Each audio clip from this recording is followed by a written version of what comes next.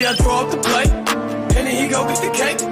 Then we link up with the gang, gang, gang. OG, I draw up the plate, and then he go get the cake. Then we link up with the gang, gang, gang. OG, I draw up the plate, and then he go get the cake. Then we link up with the gang, gang, gang. OG, I draw up the plate, and then he go get the cake. Then we link up with the gang, gang, gang. OG, I draw up the plate. Niggas don't know what to think. Thought I get money, you change. What you thought we was the same? Still stay away from them clones. Niggas better leave me alone. Talking about niggas as though you run with niggas who don't know you. Whoa, I make that zagging when city to city. You niggas not hot in your state. If it was money to get a hit Henny, we get it and never complain. Same go for the gang, and we split it up all the same. I can't really eat, let's stay straight, cause we go way back in the day. My day ones from back in the day, they still hang around me today. You wanna come round us, you can't. I'm rolling up loud, it's great. Lil' mama, she bad but complain, cause I'm too in love with my dreams. And I gotta get on the plane, and go get this money with Gucci. I draw up the plate, and then he go get the cake. Then we link up with the gang, gang, gang.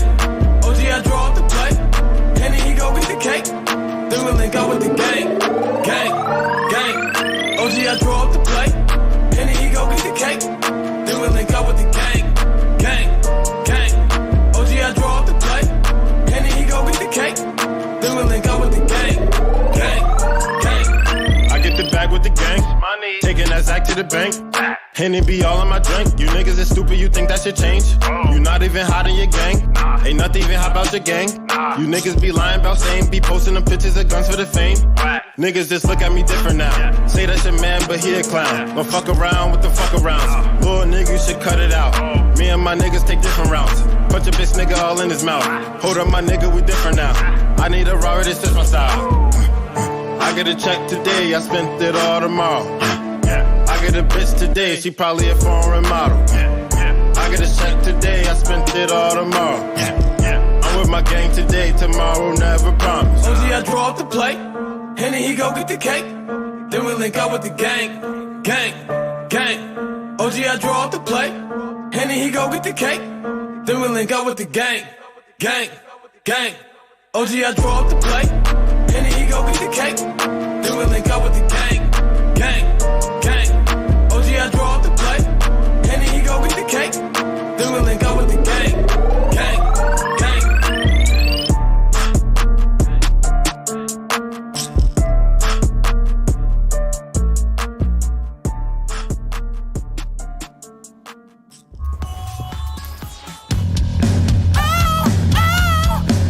I think I'm cute, I know I'm sexy. I've got the look that drives the girls wild. I got the moves that really move them. I send chills up and down their spines. I'm just a sexy boy, I'm not your boy toy. I'm just a sexy boy, I'm not your boy toy. I make them hot, I make them shiver. They just get weak whenever I'm around. They see me walk, they hear me talk. I make them feel like they're on cloud nine. I'm just a sexy boy, I'm not your boy toy. I'm just a sexy boy, I'm not your boy toy. And Mike flipped up. Eat your heart out, girls. Hands off the merchandise.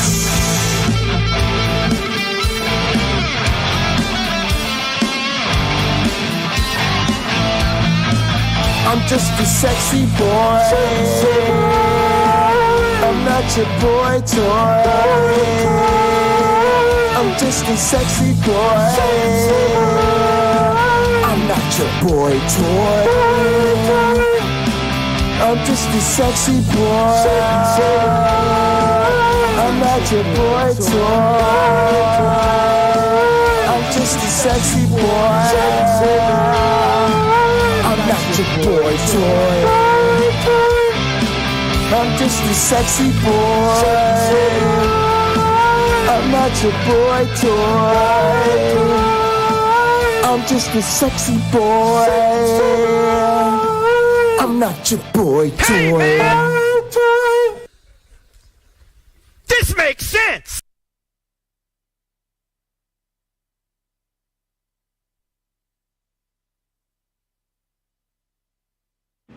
All right.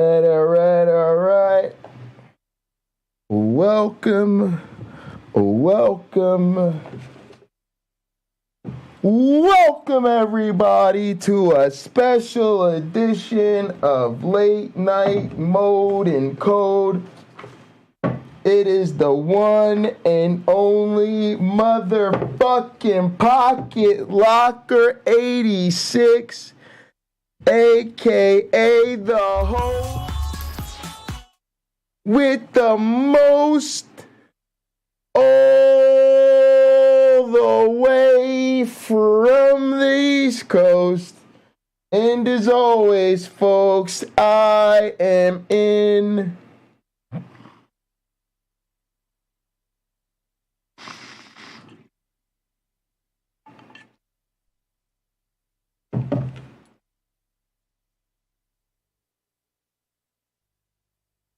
airplane mode.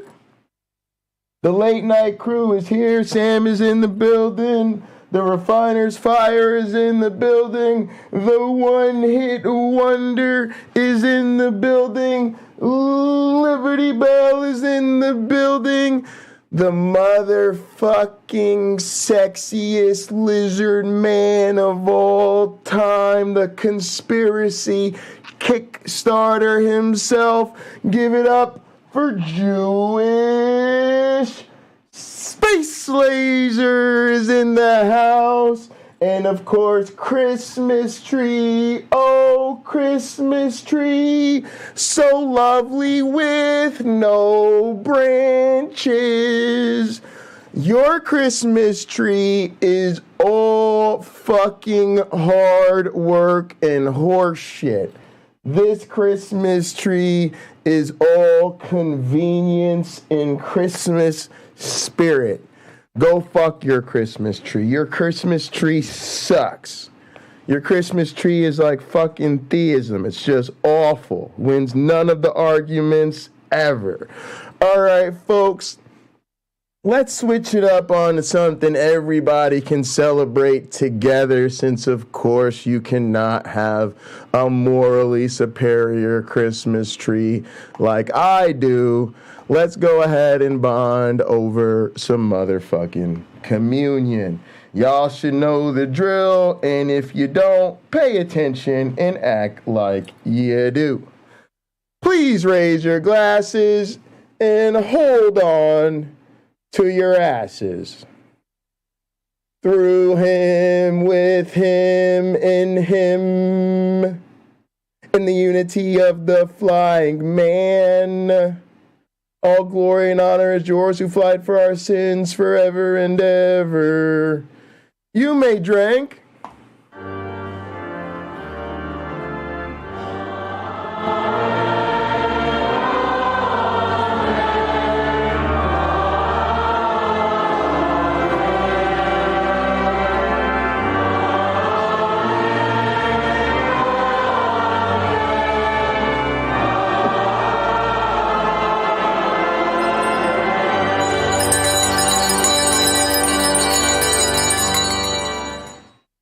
Beautiful, beautiful, beautiful. And for now, our lovely communion song. You can find it at itsairplanemode.com. This one's called the MJ Interlude. Airplane mode. Ready for takeoff?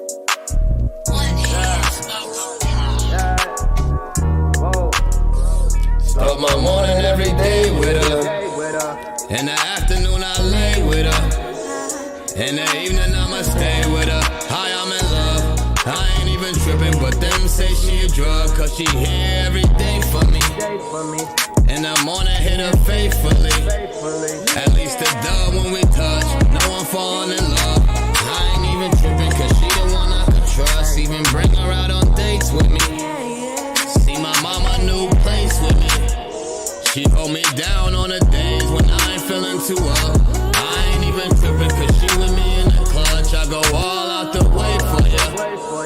Take some time out my day for ya. I even took her on a plane, but she ain't even a drug. Some say I'm tripping, but they ain't even in love. In the morning I might lay with ya. In the afternoon I play with ya. But I know I'm never tripping. The signs say I'm in love. Mary Jane is different, cause she ain't even a drug. She be there every day for me. She my sweet Mary Jane shorty. I even took her on a plane, but never enough. Some say I'm tripping. She turned me into the plug. She be there dealing way with me. She be there to take the pain from me. The homie said that I'm tripping, but all they do is get drunk. Smoking on the wax, they thinking I'm off the drugs. I go all out the way for ya. In the morning I might lay with ya. In the afternoon I stay, cause she know that I'm in love. I ain't even tripping, cause she the one I can trust. She go running every day with me. There's a wild YouTube, They say I'm tripping, I ain't slipping, cause she ain't even a drug.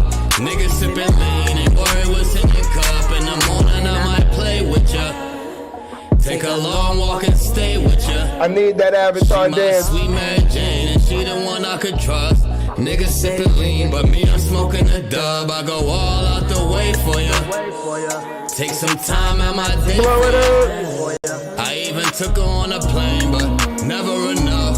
Some say I'm tripping, but they ain't even in love. In the morning I might lay with ya. In the afternoon I play with ya. But I know I'm never tripping, cause I'm in love. Mary Jane is different, cause she ain't even a drug. Yeah.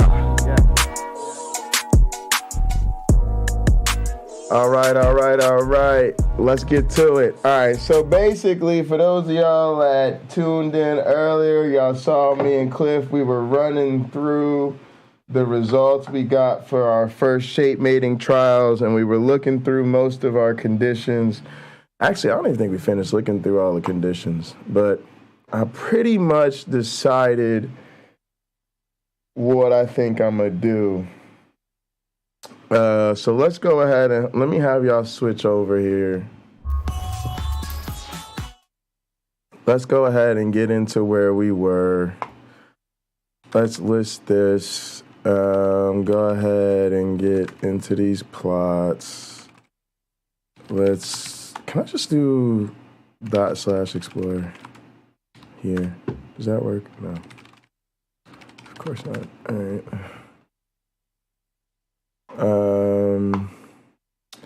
All right, so basically what we were doing, I think we were down in condition 5, or at least 5.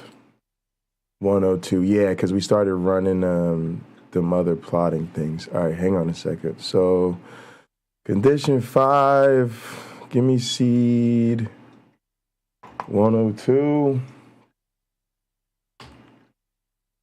Okay, why did we think that this was interesting?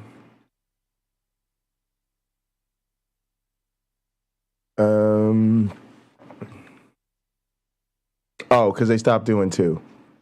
They're like, fuck 2, we're doing 1 and 3. All right, cool. Let's keep looking. What I think I'm going to do is just run the first 5 for all of them and then see if that gives me interesting results. Let me see. Because these do all 3. Extreme shapes.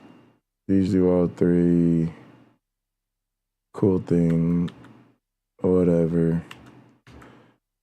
Well, these also stop doing preference 2 and they do 1 and 3 only. So that's a thing. It's like, ooh, these guys drop 3, drop 3, drop 2, drop 2, drop 2. Do all 3, drop 1, drop 1 and then bring it back. That's kind of interesting, but not enough. Drop 1, drop 1, drop 1. Drop 1, drop 2, drop 3, drop 1, drop 3. It's stochastic which one they drop, so that's good. 2, they do all of them. So this is it seems interesting. It's either like they drop 3, drop 2, drop, they either drop them, they either drop one of them, or they play the game and they do all 3. Playing the game, drop 1, playing the game, drop 1, playing the game, drop, yeah, all right, no, all right. They're either playing the game or they stochastically drop one of the first 3. Drop 3, drop 3, drop 3, playing the game. All right, shape mating off with 4 food types. Number 6. All right, now this is just gonna be everything all over the place because there's 4 food types, so the game's really hard to figure out. I wonder if these first 5 are typical. 1, 2, 3, 4, 5. That's 5's kind of interesting looking because in 5 they sustain all 4 of them. But every other one is just. Well, it looks like in the end they kind of get all 4 of them going. They're just going all over the place. I think they're just doing whatever here. Yeah. There's a couple interesting ones like here. 25. Maybe only because it stabilizes so much. Give me my damn Sharpie. Let me put some lo-fi on it.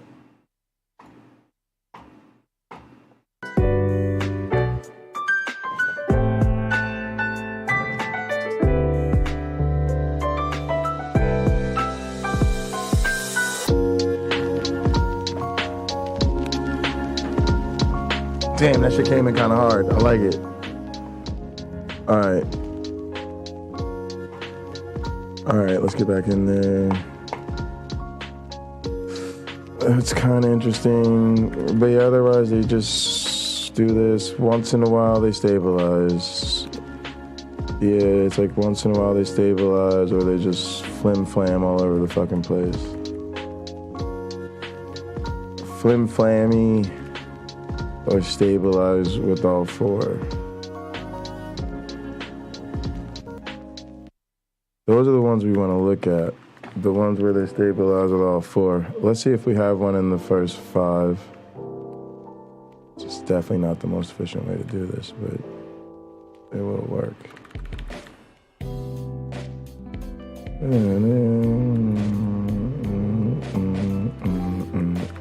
All right, so I think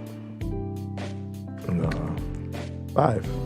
5 is one where they seem to stabilize with everybody there, more or less. Be interesting what the actual numbers are, but yeah, okay.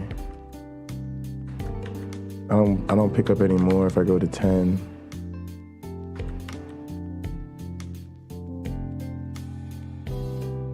I might pick up more if I go to 15.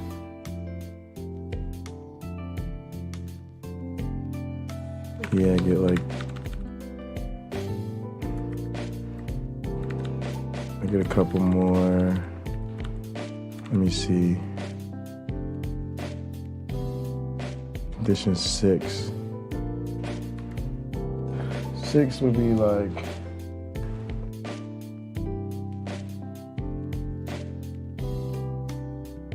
five.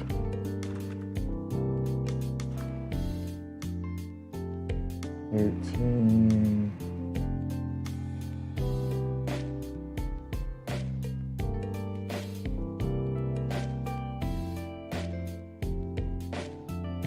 Alright, but I still think that's too many. I'm probably just gonna do 5. Alright, let's look at the last condition, y'all. And then we're gonna get these fired up.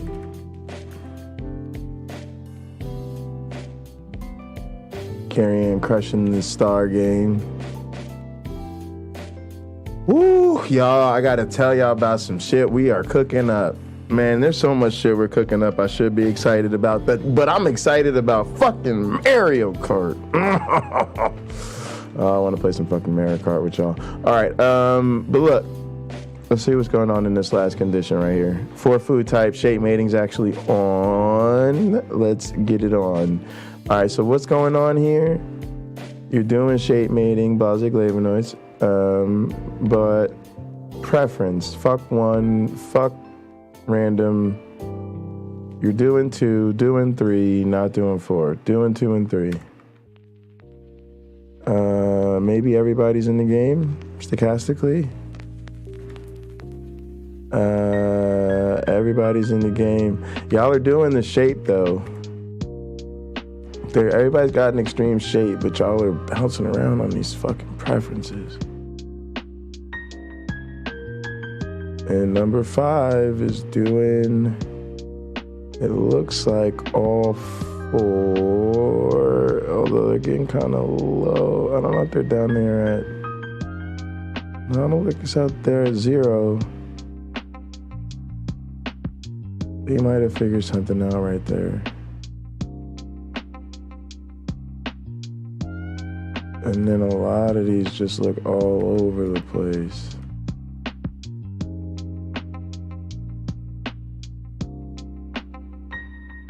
It's almost like it keeps everybody in the game. Fuck 1, fuck 4. Let's just do 2 and 3. I bet you they're crossing. Fuck 2, fuck 3, 1 and 4. Could be crossing with just their own types. There's either nothing interesting in here or a whole bunch of interesting shit in here. Look at this. No, this is just fuck 1, fuck 3. Although they come back and then they're like, nah, don't do that. Let's just do 4 and 2. Yeah, a lot of these, they're just like, this one's just like, let's just do 1 and 2.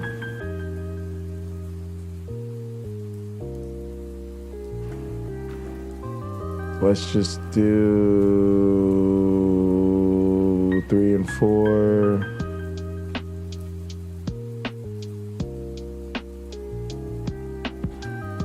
And then a lot of these are just all over the place. Like, they don't figure it out. They do shape.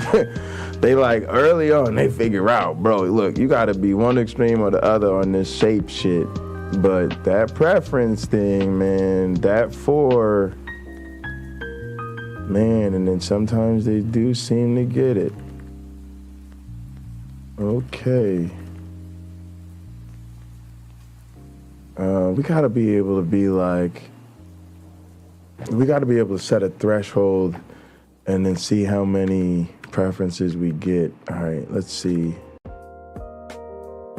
That's the end of it, y'all. We've looked through all 800 fucking runs. I want to go back to the first 5 here.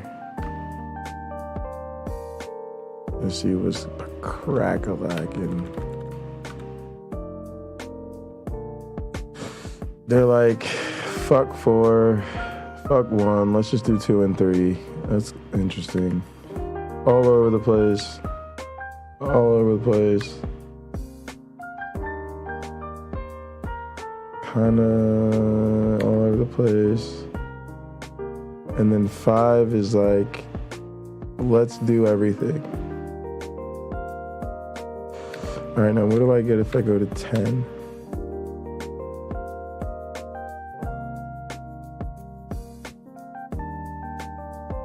I almost feel like I get another example.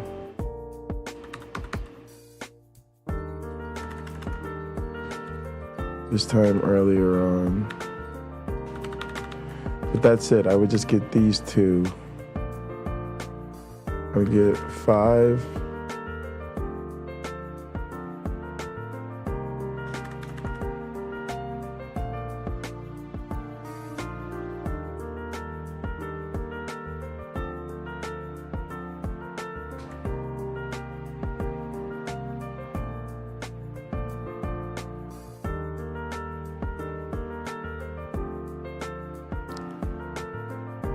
All right, so that's a condition where I might go to 10, but I only think I get like, I don't know, y'all. Look, because here's the problem. I got to collect twice as much data, and I only get this one extra one, and I don't know how much more interesting it is than 5.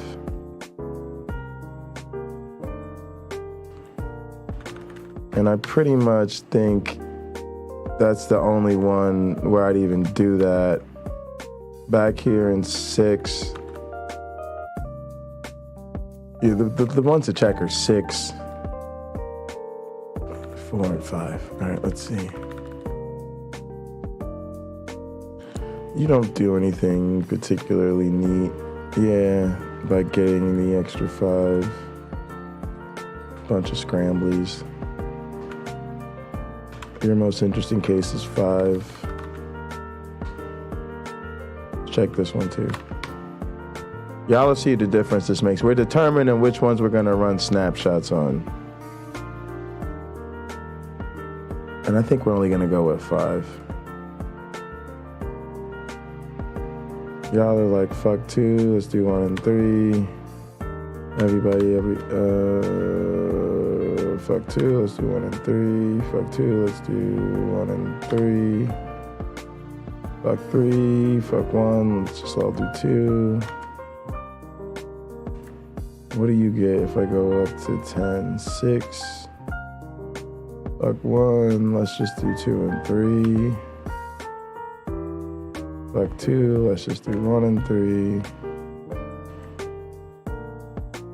Let's do everybody.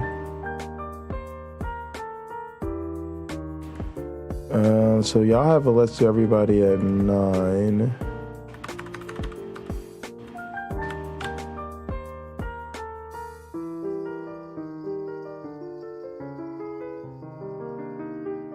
And none really before that.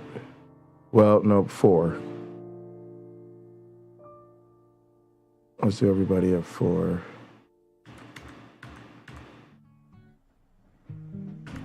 And another let's do everybody at 9. All right, let's get it, y'all. Here's what we're gonna do. Honestly, what should we do? Let's see. We're gonna have to rerun some of these runs and get new data. We really need to do this over on the HPCC. All right, let's use EDEC. We got it pulled up. Let's use it. Let's go over here. Empty one.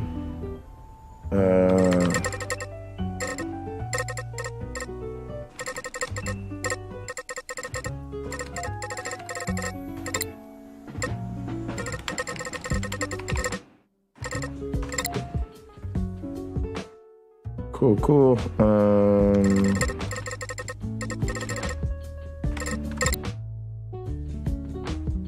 Good to go.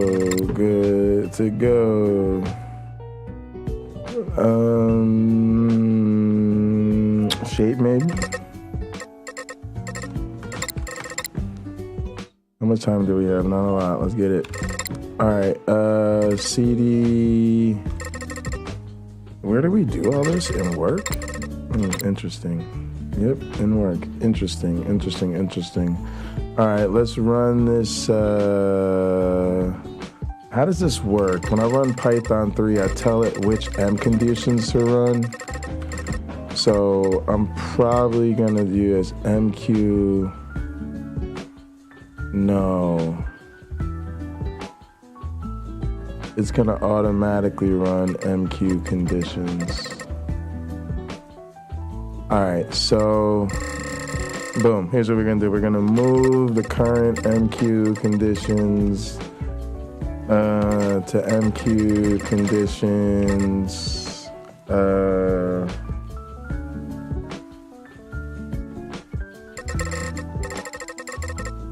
runs .txt. That's just the original one. All right, cool. Now that's in there.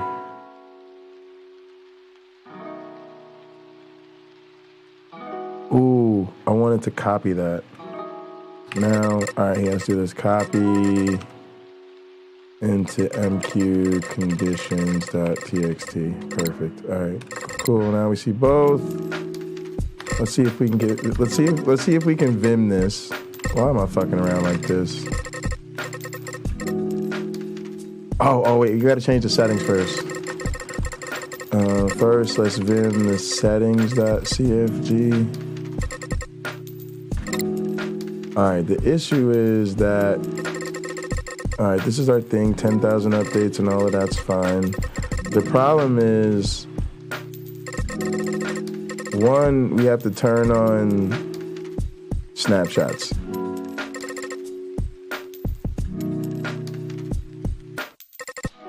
So write snapshot files, we have to change this. And I don't know how to change R.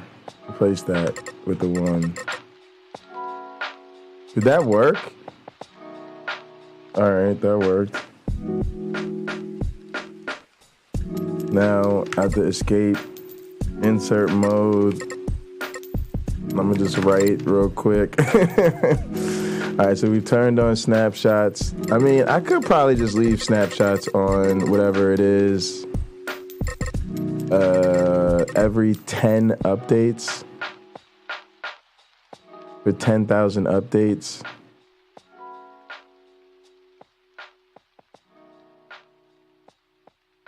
There's gonna be like 1,000 snapshots per run.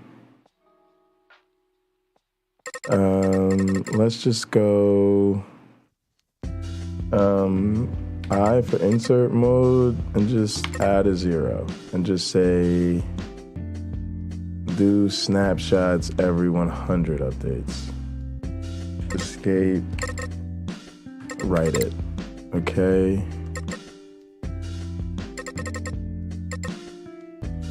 We're not doing organisms, so we don't need that. We just need snapshot data sequence. And write snapshot data files 1. That's it. That's it. We want to actually, it's really important actually that we leave everything else the same. The only thing we want to do is turn on snapshots and change the sequence however often we do them.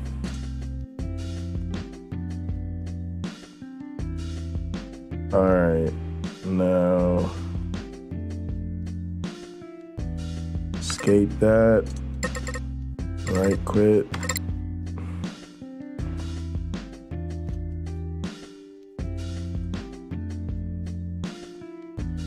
Now, the only thing I'm trying to wonder, to be honest, just because I'm in Noob City, I want to go up and just, because it'll be so easy to transfer them later. Because what I'm thinking right now is if I do this right now,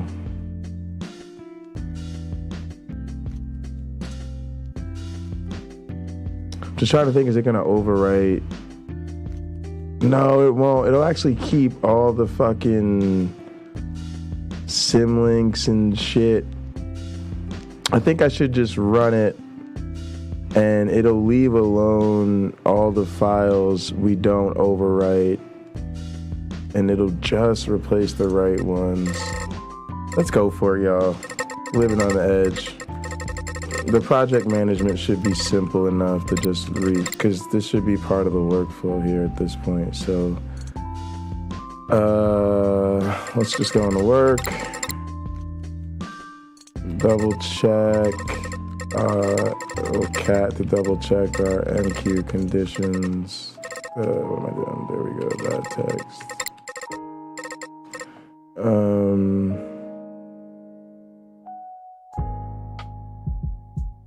Wait, we didn't do our NQ conditions yet. Hang on a sec. Cat or settings. .cfg. Get out of here, buddy. All right, there we go. Everything should be the same, except we have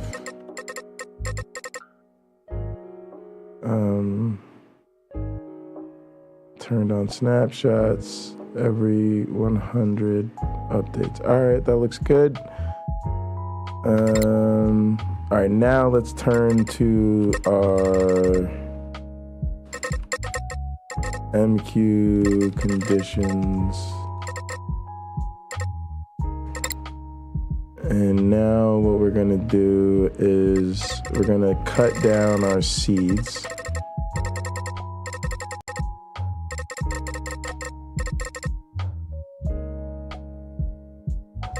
I got a couple days, so let's just say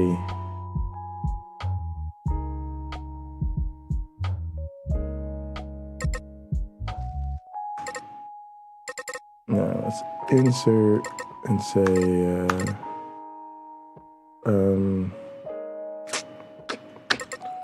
go up to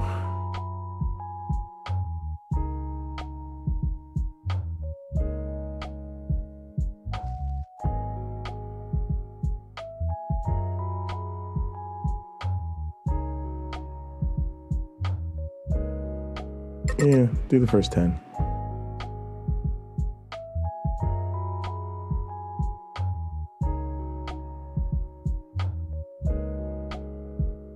And then we might have to purge these, I guess. Because what is it going to give me? Like 1,000 files for each one of these. It's going to give me 10 updates. Oh, yeah, it's going to give me 10 every 1,000. So it'll give me like 100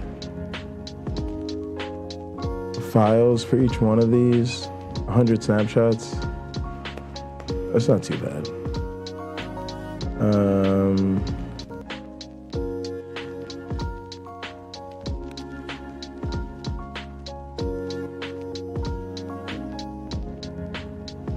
But let's just do 5. All right, and then we'll escape, right quit. And literally, I think that's the only change. Let me think. Yeah, only the first 5 reps. Yeah, everything else we've got to leave alone so that everything else is the same. And what it's just going to do is it's going to do the same exact thing. All right. So what we kind of did was we hacked this. Cliff was kind of saying, hey, go through, pick out some runs that are interesting, and then blah, blah, blah, blah, blah, rerun them with snapshots. And instead we're like, okay, well, it turns out we always got something we thought was interesting within the first 5. So rather than coming up with some complicated ass scripts to, cherry pick which ones we rerun, we're just going to rerun the first 5 for all of them. That'll take care of our interesting cases. It'll give us a bunch of non-interesting cases, perhaps. Worst case scenario, we just purge that data. But at least we'll get our runs moving, and then we'll switch over and play some fucking Pinochle. All right, what did I just do? There we go. All right, boom, you're ready. All right, so this is looking good. We switched it down to 5 instead of 100. All right, that's a big difference. All right, and then we're ready to go. Python 3. I don't even have to retype it. It's like great. You're making me look bad. You're killing your father.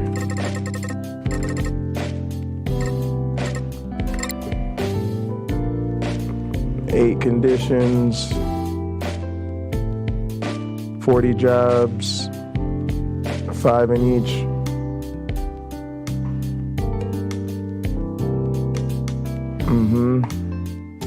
Good to go. Now we hit the same command, except option D for deploy.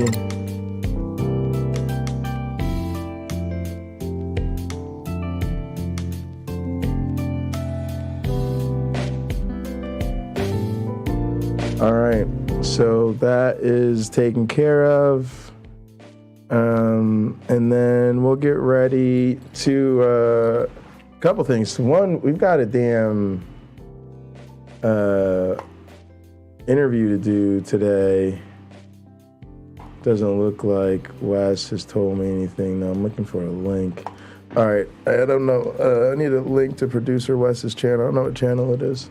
But that's at 8. My dad's going to get in here and play some cards at 7. So we'll get ready for that. I'll leave my Discord open.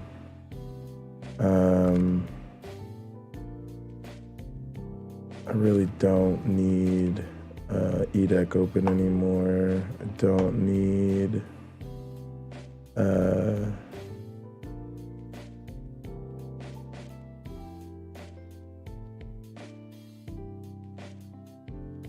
don't need that.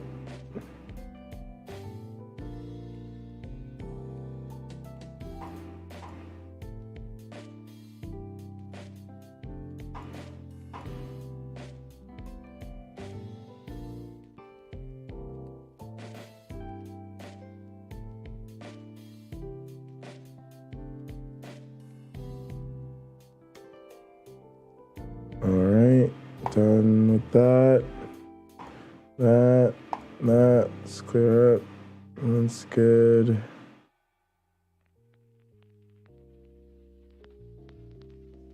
Don't need those. That's good to go. Also good to go. Let me change screens over here.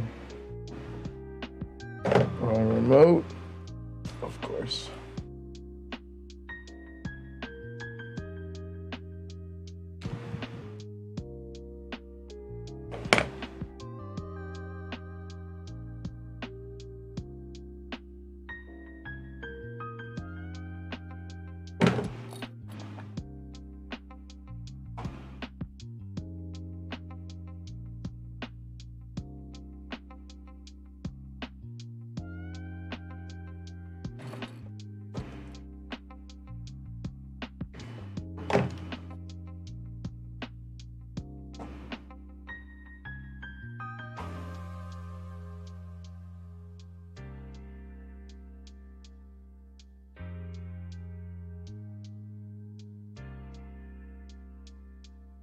All right, let's get it. Did I close out of... Oh, no, here we go. Yeah, I still think I did close out of Gather. All right, so let's get back and Gather. All right, y'all, if y'all want to... yeah, we're about to play Pinochle. Come in the Pinochle Lounge. Y'all want to hang out?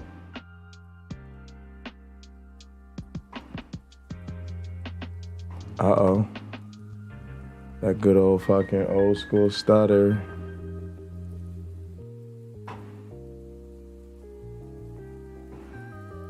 All right. My dad will probably just pull up here. And boom. Pop in the world of card games. Integrates so beautifully. I'm already signed in. Double check my options. Let's go.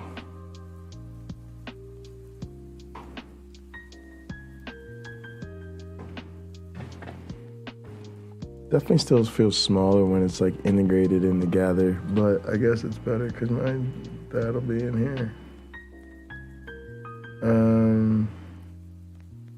Although normally what I'll do is I'll probably keep his hand up on a second screen.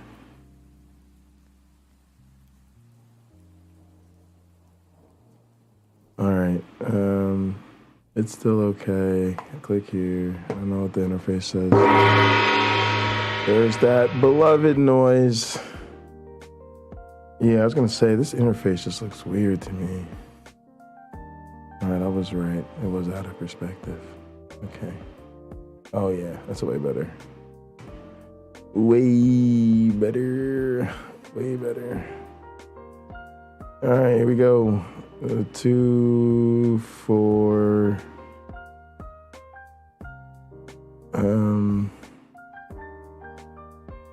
10 dog shit mountains in his hand. I do have a run, so I could turn this into 23. But I don't have aces, don't have a lot of power. I'm next to the dealer, so I start. Damn. I'll go for the minimum because I'm out of the game if they take the bid in diamonds and it's early. My partner passed. That doesn't give me a goddamn bit of information. Could just count my partner for 10. Go 23 on my partners. With my partners 10. That puts me at like 43 with 20 pointers. Fuck out of here. I'm just passing. If my partner would have sent me some mail, that would have been a different story. They did, in fact, have 10, but that really wasn't going to be enough to make this hand worth any goddamn thing. All right, 17, 14. Not a whole lot of information in the mail here other than that the person, Eve, who took the bid has a run in clubs. I'm not really too short in clubs, so that's okay. I don't got a lot going on, but that's to be expected. And try to keep the count here, 0, 0, 0, 1. There's one ace been played in hearts. 0, 0, 1, 1.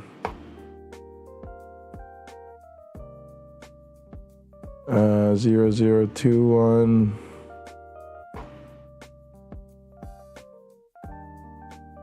0, 0, 2, 2.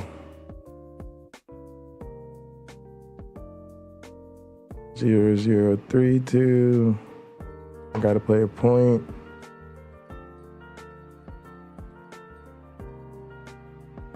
Uh, 0, 1, 3, 2. A lot of aces.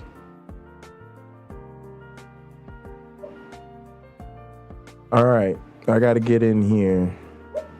0, 1, 4, 2. All right,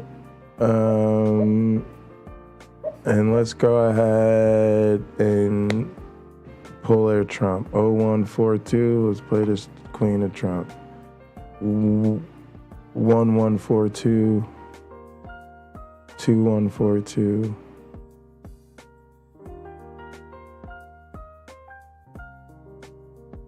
2, 1, 4, 3.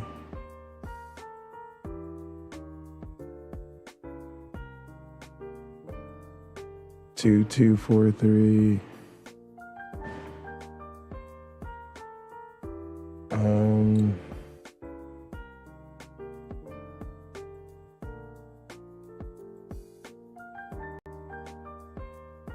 2, 3, 4, 3. Good. 2, 3, 4, 3. Let's go.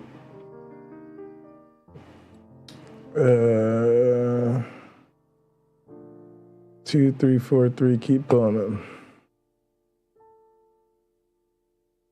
3, 3, 4, 3. Out of trump.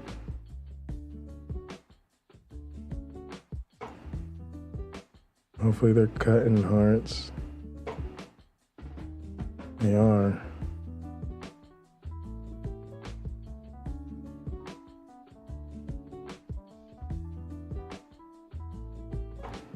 Count still 3, 3, 4, 3. 4, 3, 4, 3.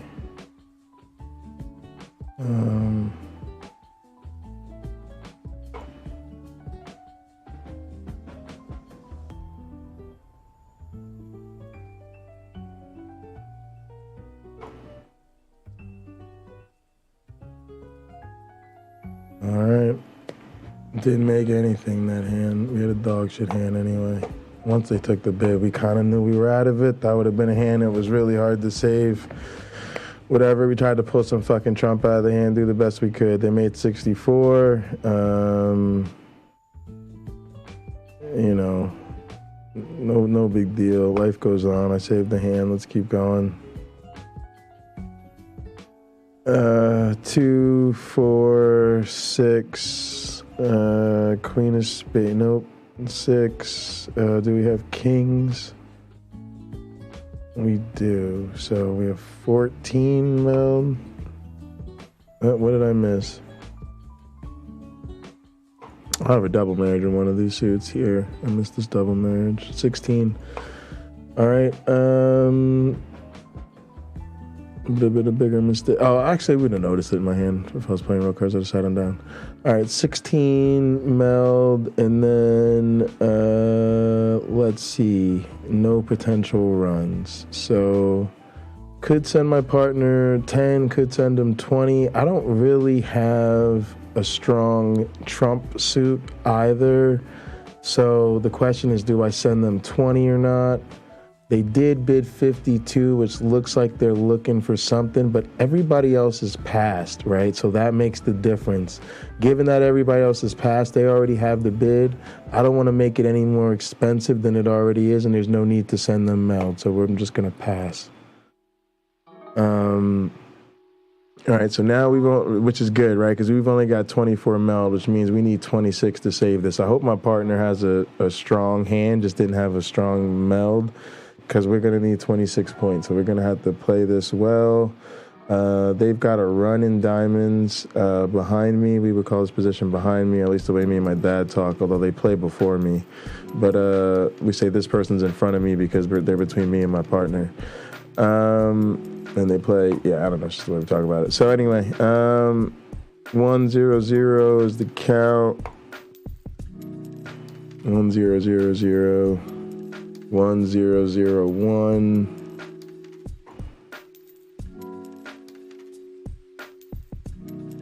1 0 0 2.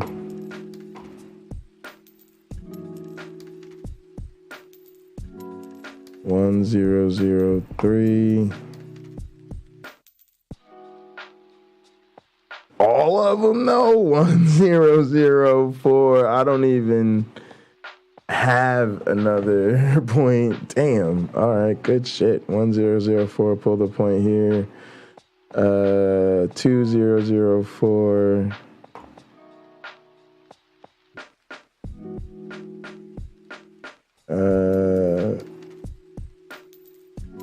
2 0 1 4. Yeah.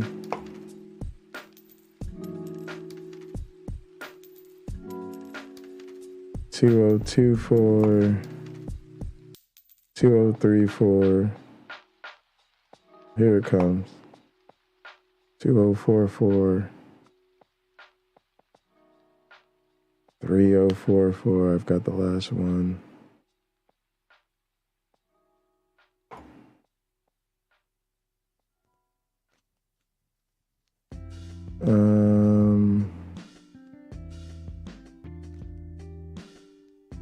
At this point, you can actually really stop counting, but we don't want to. 3044. What are we doing here? We're playing off. Nope, we're not playing off. I should have played a point to my partner. 3044. All right, here we go. 3014. No, sorry. 3144. 3144. 4144.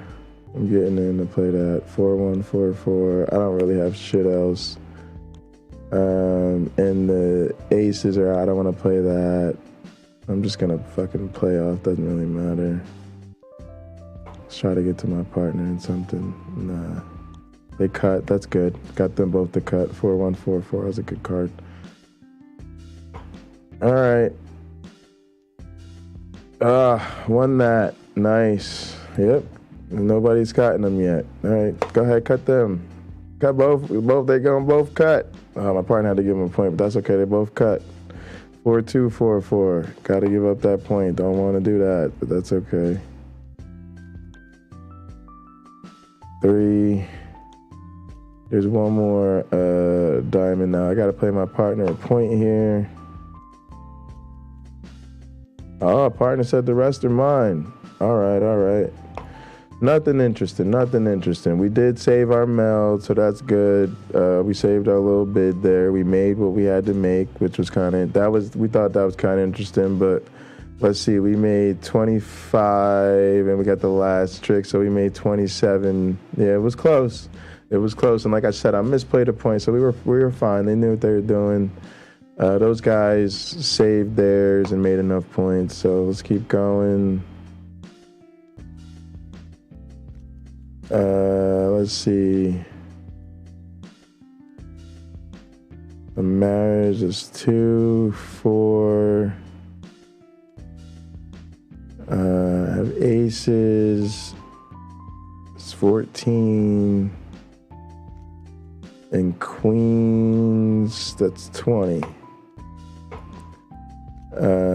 No runs again. All right, but let's go ahead and send my partner 20 mil. So the bid 50, so we'll send 52. That's sending my partner 20 mil. Everybody pass, and I'm stuck with that bid. All right, 2, 4, 6, 7. We'll go with we got 7 spades. We'll play that as our trump. Just make sure my phone and everything is on, because I think my dad hit me up. Yeah, okay, cool. Let me make sure this is on, so if he calls. All right.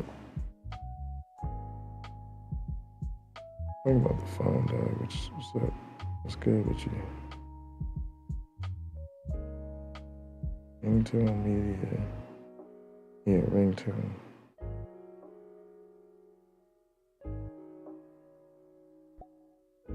Turn the system down. All right, there we go. All right, so I'll accept this in spades, and let's see what happens. I've got aces. I've got a bunch of marriages. Clearly, I have the strongest meld. Really nothing to see here. Literally nothing to see here. Partners may belong in clubs. Nothing to see here. Spades is trump. 1, 0, 0, 0. All right. Let's get rid of this one. 1, 1, 0, 0. Play it nice and slow. 1, 1, 0, 1. 1, 2, 0, 1. 1, 3, 0, 1. They gonna cut this. 1, 3, 0, 1. I'm not too long.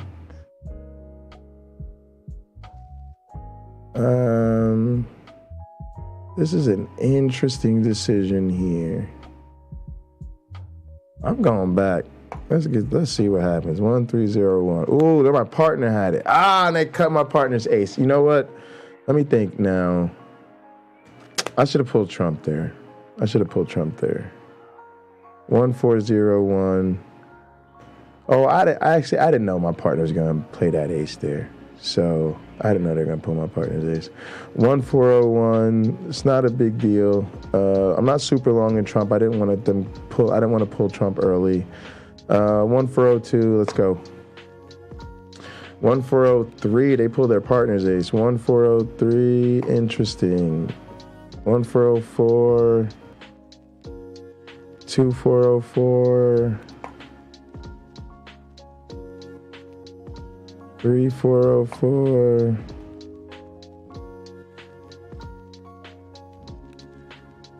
Um, 3, 4, 1, 4. He got scared.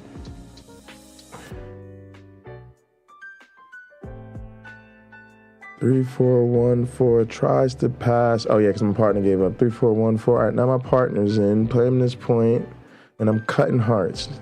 So is he. 3, 4, 1, 4. 4, 4, 1, 4. Damn, he cut that. All right, 4, 4, 1, 4. Damn, and they cutting diamonds.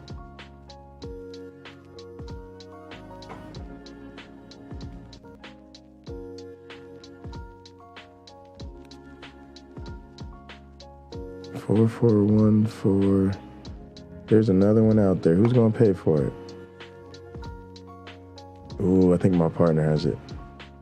My partner has it. All right. I'm gone. Let's go. Let's go. Anybody stop at my tops? Come on. Give me. These are all mine. Give me that. Give me that. Yeah, I was gonna say the rest are mine. They're all mine. I don't know if I did that right, but once I knew where that other ace was, I took the rest of them. As soon as I knew where that other ace was, it's the only card I needed to be wearing. I probably should have pulled it earlier than mine, but that's fine. My partner won that book. 57-0. Played that well. All right. Let's go. Let me see. I just got a text. Not from my dad. Oh, they picked up my tablet. I could buy my new tablet. All right, I'm about to get a new tablet. All right, but Jay, I thought you had a tablet. Shut up! You don't understand my technology needs. All right, I need to take this because look at this. I ain't got no damn clubs. Somebody gonna take this in clubs, and I'm gonna be all the way out the game. All right, 2, 4, 6, and I got it. 2, 6, 7, and I got it one here. All right, 2, 4. All right, I do have king, so that's 12. Need bid 51. I want this bid, so I'm just gonna send the next number. I do have 4 aces, so it's 51. I'm gonna send 52 because I want to take this in diamonds. Ooh, now my partner sent me 40 meld. All right, so now I'm going to take this at 60 because I want this in diamonds. I really don't want anybody taking this. And they bid 65, but my partner that sent me 40 meld. So if I get my run, I'm gonna have 25. My partner sent me 40, that's 65. Plus 20, we about 85. No, I ain't scared of you. I'm going 70. Yeah, you're going to pass. Now give me this bid at diamonds. I did not want him taking. I bet you he would have came in clubs. Woo! All right, this is going to get interesting. Yeah, I did the right thing. We ended up with 63 meld on the 70 bid. I absolutely did the right thing. My partner sent me 40 with 38 meld. They did the right thing. They got aces. And they had a pinochle, a bunch of marriages, kings and queens. Oh, they had a roundhouse, right? So they had a roundhouse, a pinochle, and aces. Yeah, that's a strong meld, but they didn't really care. But balanced, so they didn't really care what Trump was. They sent me their meld. I took the bid. That got my run in there, 25. And somebody going to be short. I'm cutting clubs. I bet you he long in clubs. Now, we're going to keep this in mind. He got my aces. And he in clubs. All right, so we got to get past that fool. All right, just a reminder, we got that show at 8. All right, I'm coming in diamonds. Let's go. Aces, my partner got aces. All right, how do I want to play this? My spades are tops. I don't even want to show my spades because they're long. And I don't really have anything I'm short in. Now, I could get rid of this club right here. I could get rid of that club right there. Yeah, I'm gonna get rid of that club because I'm gonna be cutting clubs. Let's go. Push it. 1 0 0 0. Let's go. 1 0 0 1.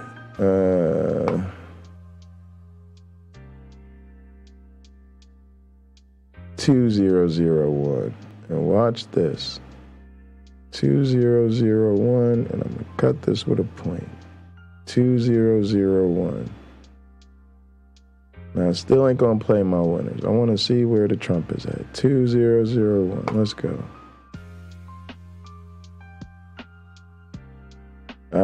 What's that? 2 0 0 1. 2 1 0 1. 2 1 0 1.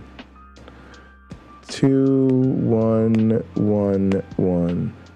2 1 1 1. Let's go.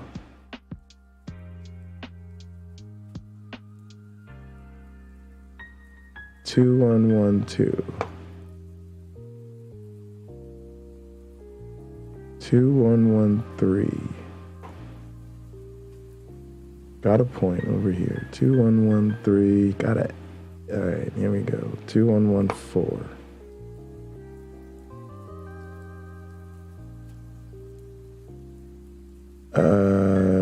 2124.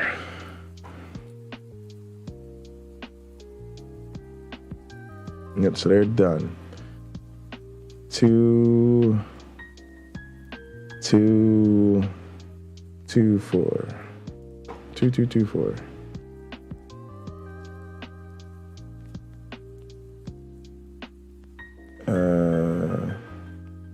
Let me see. 2224. I have the tops. What do I want to do? I don't have to play these. These 10s will win. 2224. Yeah, they're done. Let's go.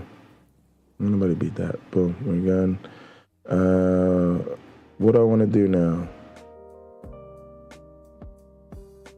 Let's see what I can do. Here, boom. Let's go. Give me that. Give me that. I ain't got nothing. I ain't got nothing. Let's go. You're done, and you're done. All right, what should we do now?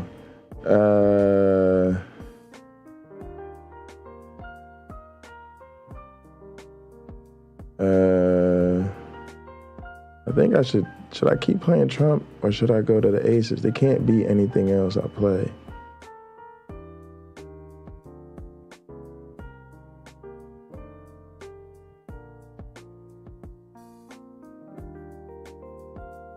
I'm wondering if I should go pull them spades. Nah, Trump's out. Let's run down these spades. You can't do nothing about my rundown. Trump's gone. You can't do nothing about this rundown. Let's go. You ain't got this either. What you do? You got that? You ain't got that either. You can't beat that one either.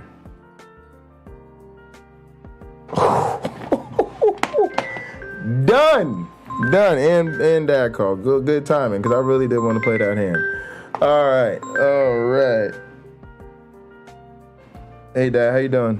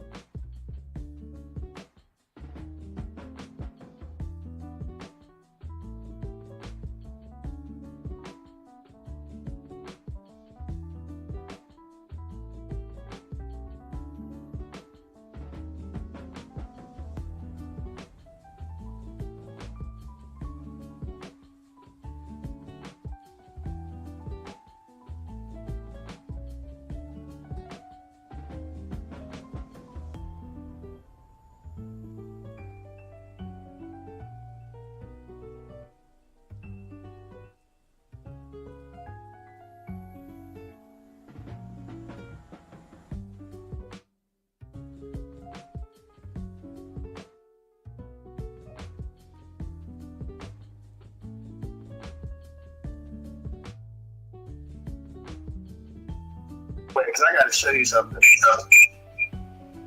All right, what happened?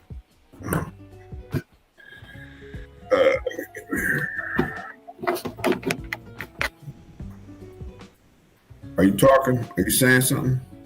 Hello? Did you say something? Got it. Yeah, I hung up the phone. Right. Yeah, nah, you good. We about to be we on YouTube still, so I got to do this interview at 8. So you could just say hi to the people, but it ain't gonna be nothing. We're gonna do what we normally do. Dad, I gotta ask you something actually, because before we get started, oh, you know what? It might be mine. Let me take off my let me turn my VPN off real fast. I'm not using the program that I'm worried about. All right, so we'll go here. All right, so before we get started, I'm going to, let me turn that music down. Now it says enhance your meeting guided. Do I hit that or just? Oh, it's probably just giving you a bunch of stuff. It's just a pop-up, right? So yeah, hit out of it. Just hit out of it. Just exit or whatever. All right. Oh Lord, now I don't even know which screen to share. Let me see. This one. Hide. Optimize for video. All right. Now, can you see my screen? All right, you have like PowerPoint, a lot of stuff running against a lot of PowerPoint stuff up there. No, all right, now I got power. I got power Pinochle. Yeah, there you go. All right, so all right, hang on a sec. I want to show you these hands real quick. All right, so the first one I'm actually do a hand I literally just played. Should be in my downloads. All right, now.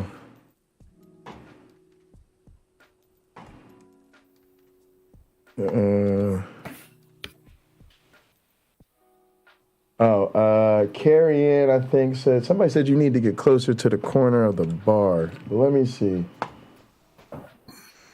Yeah, where you're at now, the card game probably not lighting up. So you probably want to arrow. So you just follow me to get over here. Now you probably want to use the arrows to get closer to the bar. I can't say anything but your well, yeah, you actually gotta you should change your view. Up at the top right corner, you can go into map view. You're in screen share view. You can change it into map view, and then you'll be able to see everything again. All right, in the right-hand corner, what am I looking for? Map view, kind of to the left of Bundy Ranch. It's one of them icons up in the, it'll look like a flag or little square and that. Is it a square with an arrow coming out of it? No, I got a star. Oh, I got a square, yeah, with like a half screen. Yeah, something like that. Yeah. Part of it's like blacked out, I guess. I don't know. Yeah, hover over it. Yeah. I'm hitting it. Did it take you back to the map? I don't know. No, I don't think so. All right, all I still see is your. All right, hang on a sec. I'll stop my screen share for a second. All right, so now move your avatar over closer to the bar. All right, so just arrow keys. To the right or to the left? Oh, over towards that heart note. A heart note. That's sitting on the bar. It looks like a heart. I'm hitting the arrows, but they're not moving. Oh, you could try pressing on your screen there. On my name? Nope, you got to press to where you want them to move. It moves. You should be. No, that was me. Yeah, but it should be all right. Now hit X. Does the game pop up when you hit X? X. The game. Yes, it did. Right. Or something popped up. I don't know if that's the Pinochle thing, but something yellow. Is it World of Cards? Yeah, it doesn't say that, but it's yellow. The heart popped up. The screen. Yeah, the heart popped up. Okay, yeah. So don't worry about that right now. All right, so hang on. This is the screen. This is the animator.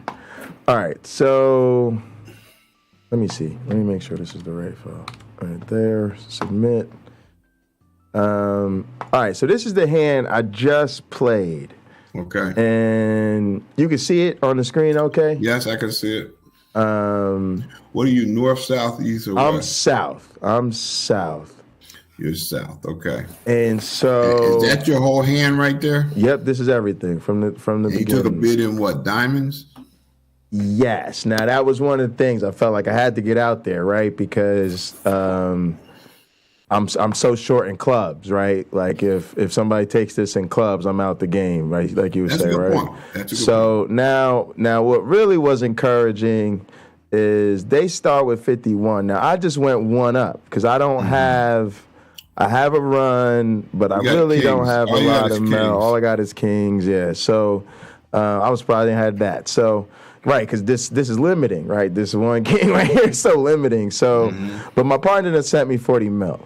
Right. Now they pass, so they go 57. They trying to stay in this thing. I jump straight to 60. I'm trying to lock it out. I ain't gonna play around. My partner already sent me 40 mil, but I don't want it to get too expensive. Gotcha. Now this fool gonna go ahead and bid 65. So I'm 70 because I'm ready to go to about 75 here,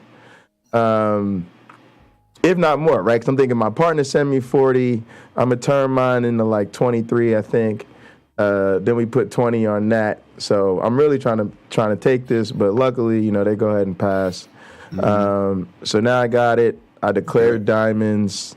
So you had 25 and your partner had what, 38? 38, yeah. I got 25. My partner got 38. Right, so together y'all got 63?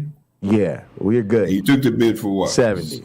We're good to go. So you're good to go. Right. All right. Then they got, I got aces to the right and not a whole lot of other information. Okay, but you should know how to put your partner in. You know exactly how to put your partner in. Clubs? No. Look at your hand. You're south, right? Yeah. All right, so look at your hand. I got aces. He got aces. You got some aces. Where do you have double ace at? Spades. Diamonds or spades, but the play is spades. Now, why you say, okay, this is interesting. This is not how I played it, but go ahead. Because what you would do is you would hit double ace, a spade, and then send a king of spade.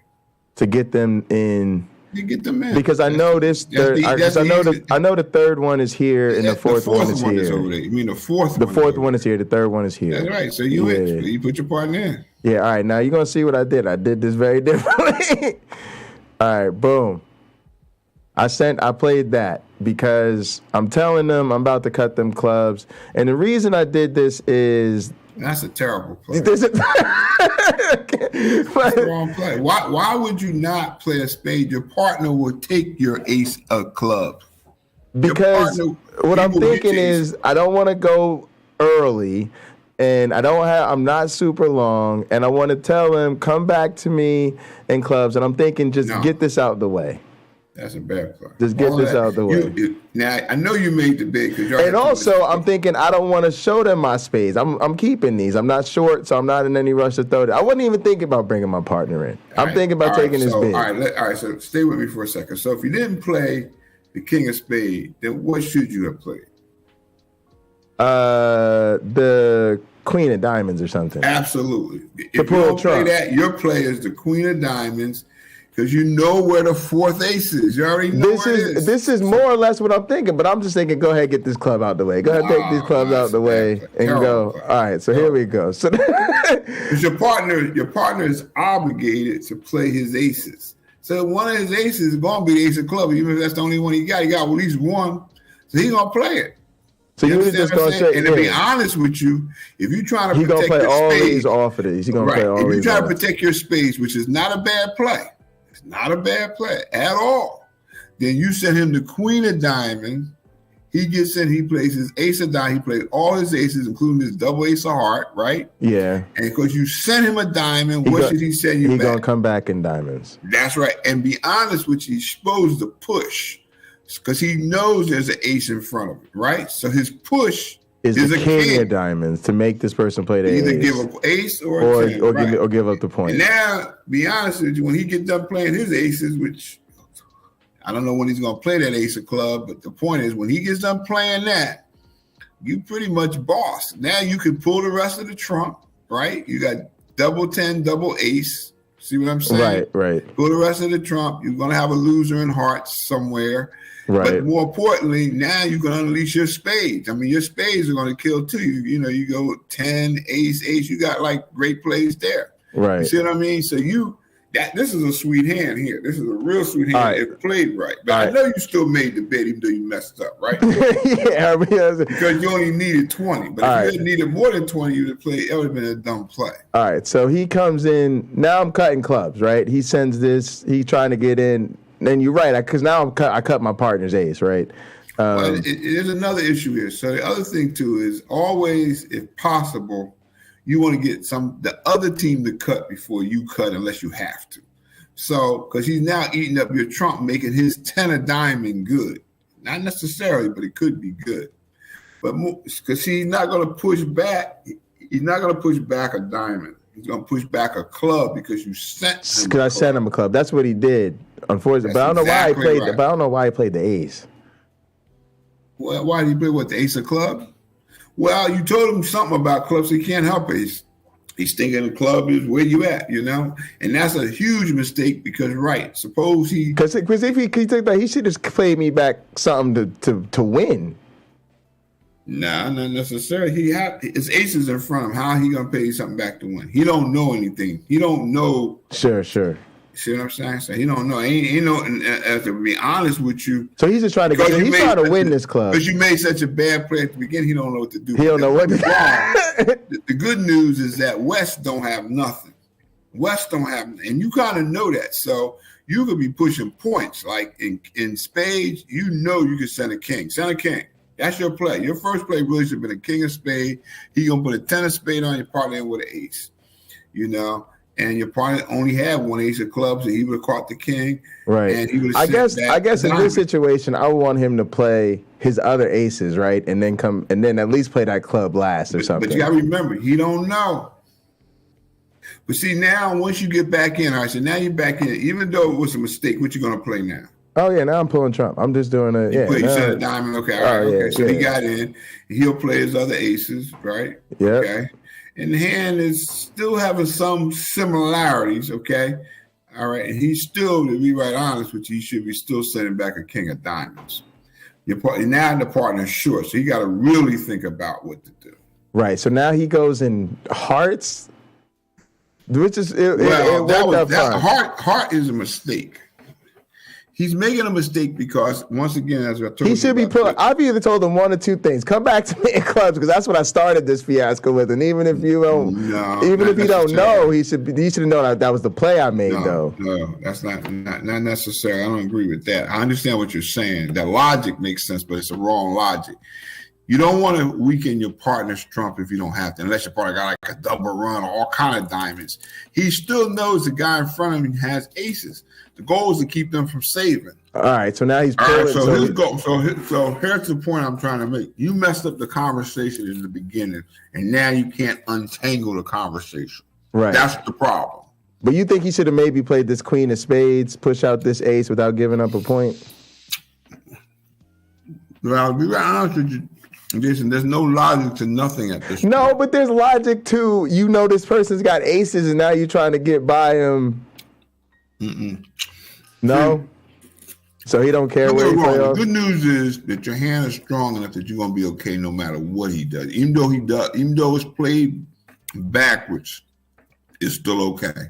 You understand what I'm saying? Yeah, this is why I'm actually trying to get to you to show you what happens here at the end. All right, keep going. All right, good. So we go here, right? None of this, he just playing his aces, so everybody throws off. All right, now he come back in diamonds. Now, I know I got the rest of the diamonds, so I just take that with a 10. Then what did I do? Pull these, because they're winning. Now, this is where things get interesting. This is where I know Trump is out, right? Because I came in diamonds. I now got in. I played those because they were tops, right? I pull them out, and now I'm like, okay. So now I'm thinking, I'm gonna keep this because You got to try to stay because under this is control. in case. Yeah, I need to get back under control, right? I don't want to play this because this is a loser. That's right. I agree. And now I'm trying to run these spades. And run them. You should run them. Yeah. All right. So that's exactly what I do.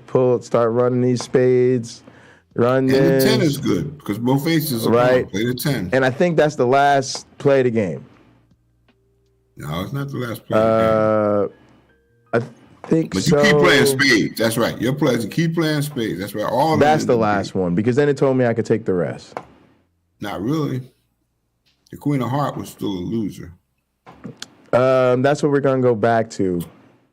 Yeah, Queen of Hearts still a loser. It's not because nobody else has hearts. Oh, okay. I got you. Oh, so it automatically took. Okay. And that's and that's exactly what I was trying to walk you through was how I did this, and if I would have, and if normally I went about that the right way. No, you didn't. And plus, like I said, we're trying to get the conversation right. You're gonna have the same hand with the same power, but a much more intelligently played. If I go with spades, remember, you ain't never trying to give up a point. I mean, I'm talking about playing hard. I mean, right. So if I start here, women who play sometimes. So if I start here with this king of spades, there you go. You the boss. And guess what? He gonna put on a 10. So you done made that three points right there. That's 3. All right, now so he plays. All right, because he plays the ace. There you go. You understand? Yeah.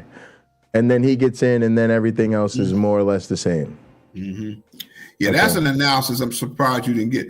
To be right honest with you, what I probably would have played is I'd have played the Queen of Diamonds. I wouldn't even play the King of Spades. So some of this is I noticed a lot of this strategy is stuff you read online, right? And you read different places. And some places I've read, they say different things. Like some people will say the number one thing you're trying to do is find let's just say the aces in your second suit. Other people will say you're trying to get to your partner. Other people say you're trying to work on your losers when you take the bid. And that's what the thinking here was. Get rid of that one fucking loser and make them, and now I'm cutting everything and I got control everywhere else I want it, more or less. But I see what you're saying. I should have because these are the type of things I think through, because if I would have not overthought it, the first play probably would have just been play the Queen of Diamonds and let's run Trump off the top. That is the play. Yeah, it would have just been. And don't get me wrong, that's something you are supposed to do. At the beginning of each hand, especially if you take the bid, you got to figure out a strategy. How am I going to work this? And you're right. You got a dynamite spades in the beginning. Send that diamond, get them rolling. You know what I'm saying? Yeah, and here's the other thing the other partner has no reason. In other words, the opponent has no reason not to play their ace of spades, none whatsoever. Now, of course, they may play the ace of club and you can cut, but as far as that can go, you can send a spade right back. You can get in, hit a king, send it right back, and guess what? He got to play that ace of spades, and you still boss. Okay.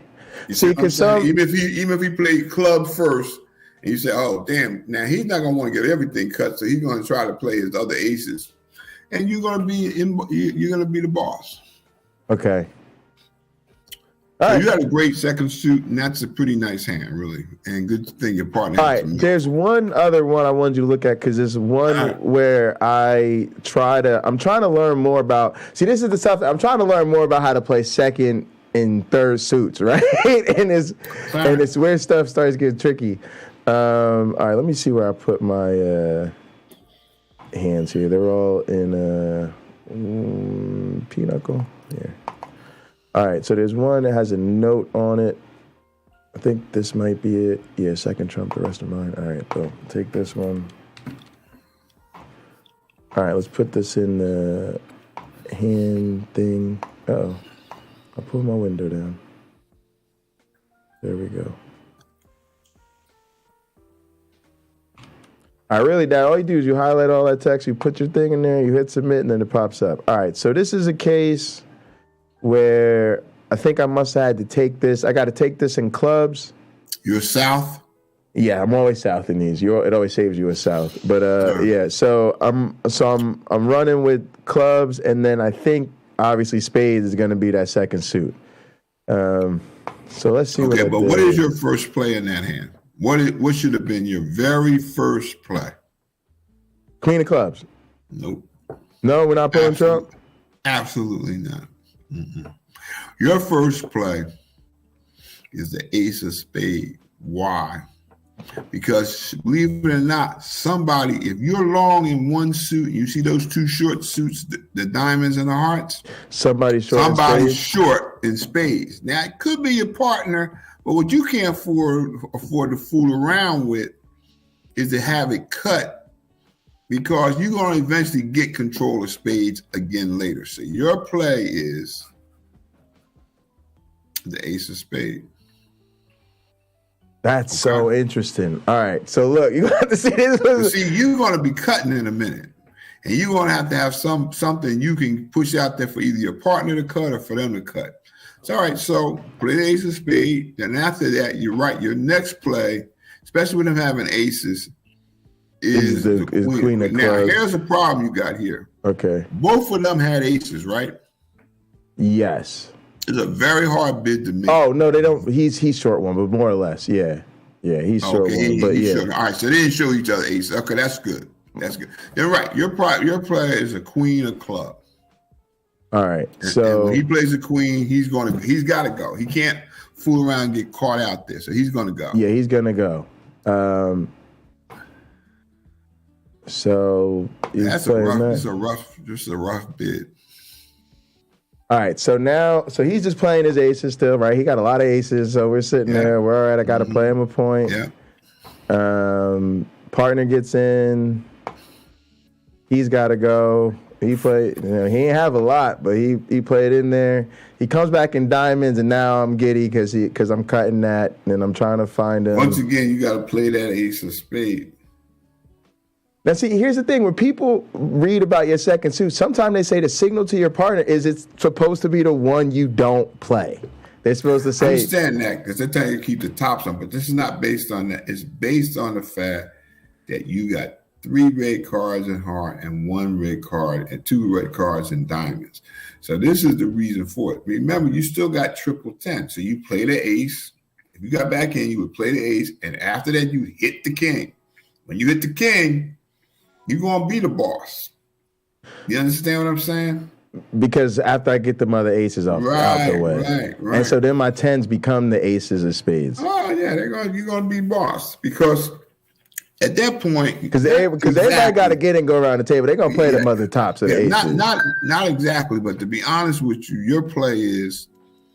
all right, 1 ace win already, right? In clubs, right? Yes. All right, so to tell you the truth, your real play is ace of spade, double ace of club, jack of club. Guess what? He's going to play a king. Your partner's going to play a 10. You're going to get the last ace because you see what I'm saying? Wait, you saying this player would have played the ace of spade and double ace of club, double ace of club. Off the top. Right off the top, jack, watch, king, 10, ace. He got to go on a king to tell you the truth, but you're going to find out something because when you play your ace of club, your partner's going to give you 2 points. He's going to give points. So they're going to say to you, oh, there's 110 left. Drop this jack, so-and-so. I don't care what he plays, you're getting back in. You can get back in with a jack. You're going to pretty much have control of all the clubs at that point. Right. At the homeboy plays that way. And that's another thing, too. You got to count Trump. So if you're counting Trump, you'll know that. Now, what he's going to be trying to do is get you to cut hearts or diamonds or something. He's going to try, but you'll be able to cut. That's all right. You playing spades now. Ain't no more Trump left. There's no more Trump left. You understand what I'm saying? If you look at it, you can see it. Right. After I get off these tops, they would have been done. That's right. Because there's only 3 tricks. And then you play a jack of club, not a 10, a jack. And I watched that jack walk across the board. Yeah, and get that ace. Yeah. And then you're gonna keep playing spades. I mean, they're gonna get one more winner, hearts, but you good. You set now. You rolling. All right. So instead, now he got that ace off, right? Right. Which to me, I was counting. I know. I knew where it was, right? So now he come back in spades. I'm not even worried about that. He getting rid of his aces. Now I knew he's done. Now this was where things got interesting. As soon as he played that hard, I knew exactly, because now my game plan is activated. Right? And the only reason I play this, and I know you probably hate that because you think I should have paid myself, but I'm thinking, I know this is going to be a killer later. No, that's okay. No, I understand. No, you okay paying with the jack? Okay. Yeah, but you got to play them clubs. And now I played him. Yeah, now I played him. Because now I know, now he played that other ace. You got to make your spades good. Yeah, so now I'm going clubs. Yeah. And that was it. No, there's one more club out there. I took, let me see where that play was. I cut here. I played that ace. You said it's one more what here? No, play the ace of club one more time. Now they're all gone. Right, now they're all gone. Now you playing spades. Right, and so now my next play was, it didn't even show me. Oh, because it just gave me the rest of mine. Yeah, I got you. I understood it. Okay, so what was the one you would have wanted me to play there? No, you can't worry about it now. I mean, I understand what you did. I mean, don't get me wrong. Sometimes there's more than one way to skin a cat, but here's what I'm trying to get you to get to advance. Your advance is when you're able to talk to your partner. You gotta communicate with your partner. Right. So so in this case, the only conversation you have is pull trump from the door. Or in my case, I would have played the ace. And the only reason is because I got triple 10. I ain't playing if I had like ace, 2 kings, and that's a whole different story. All I know is when them tops get done, and I still can control the clubs, and you have one more, maybe 2 more than everybody else. You can just look at your hands and say, I got 2 more than anybody else.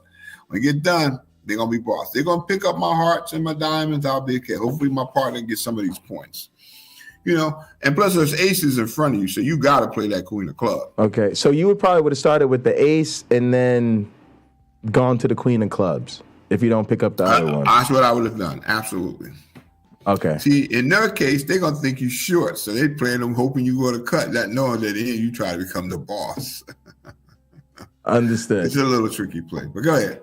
Yeah, rather than they think I'm playing off, because they're gonna think I'm playing off the short suit to come back and cut spades, but I'm not. Well, once again, this is when you gotta pay attention to Mel, because he's an experienced player. I would have seen you had ace, king, queen, so my mind said, "Oh, all he got is 3 of them." But the truth of it is, you really got them. Yeah, because you got them 3 10s. But that's the kind of thing you pay attention when you're playing Mel. And experienced players look and say, "Oh, see, he had at least 3 of them, but he got off of that because he's worried. So let's get these spades going. Now, they'll take all their tops and make you boss." But anyway, that's no nother. All right, yeah, let's go ahead. So you want to go ahead, share your screen? I'll make sure we get you in there. Appreciate that, actually. But see, that hand animator's neat, right? Because I need them lessons, man. That's how. So when something interesting happens, I can save it and that's pretty cool. And play it back like that. That's pretty cool. All right, I'm trying to get this thing to do the share. Come on.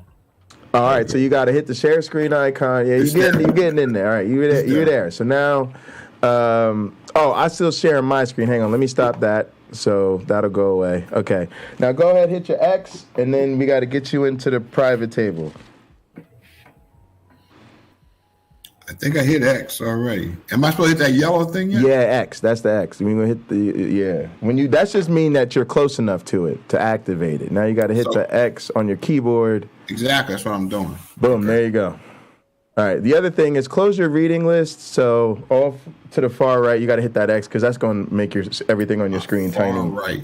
Yeah. See that whole white section? You got to close that where it says reading list and bookmarks. Oh yeah, I see that. Yeah. Hit X over there. Mm-hmm. Oh, I got you. I see. All right, cool. And matter of fact, accept terms. I agree. Yeah, matter of fact, you can hit the couple other things to close out real quick. Hit that hide so that thing goes off your screen. Oh yeah, down there at the bottom.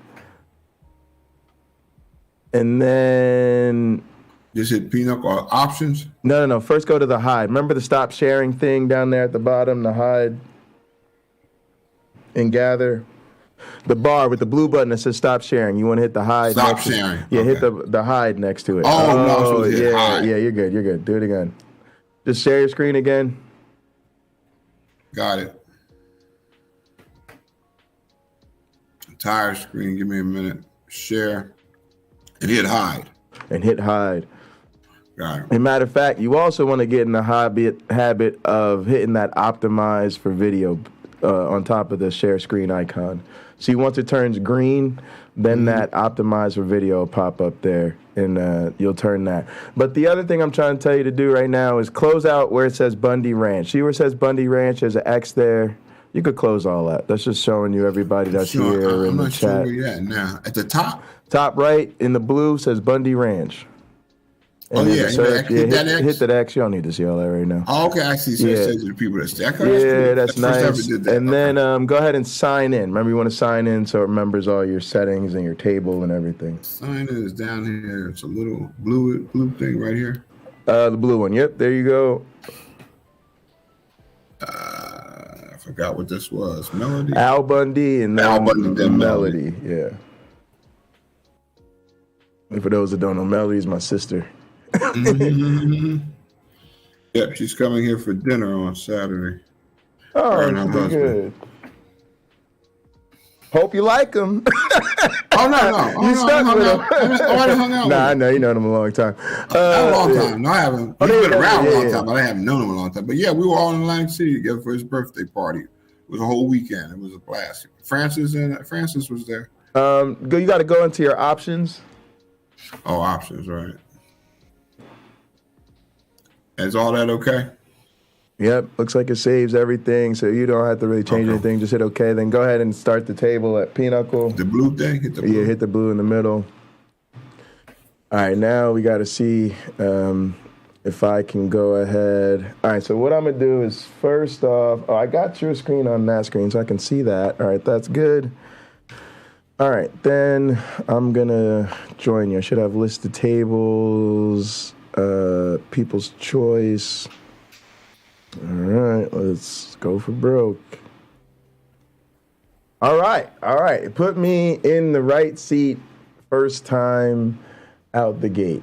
Now, what's a little bit weird is I think everyone is seeing. Oh no, it just the weave looks different or something. Does that hit click here? No, you're good. Yeah. Go ahead and click so we can get started.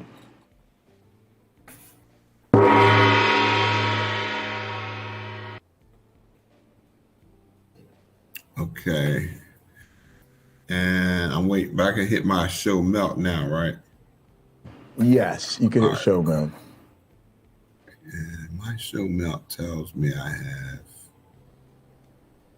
Can't tell how much. It normally has a thing. It tells me exactly how much. Oh, I have 16. Show melt. I got 16.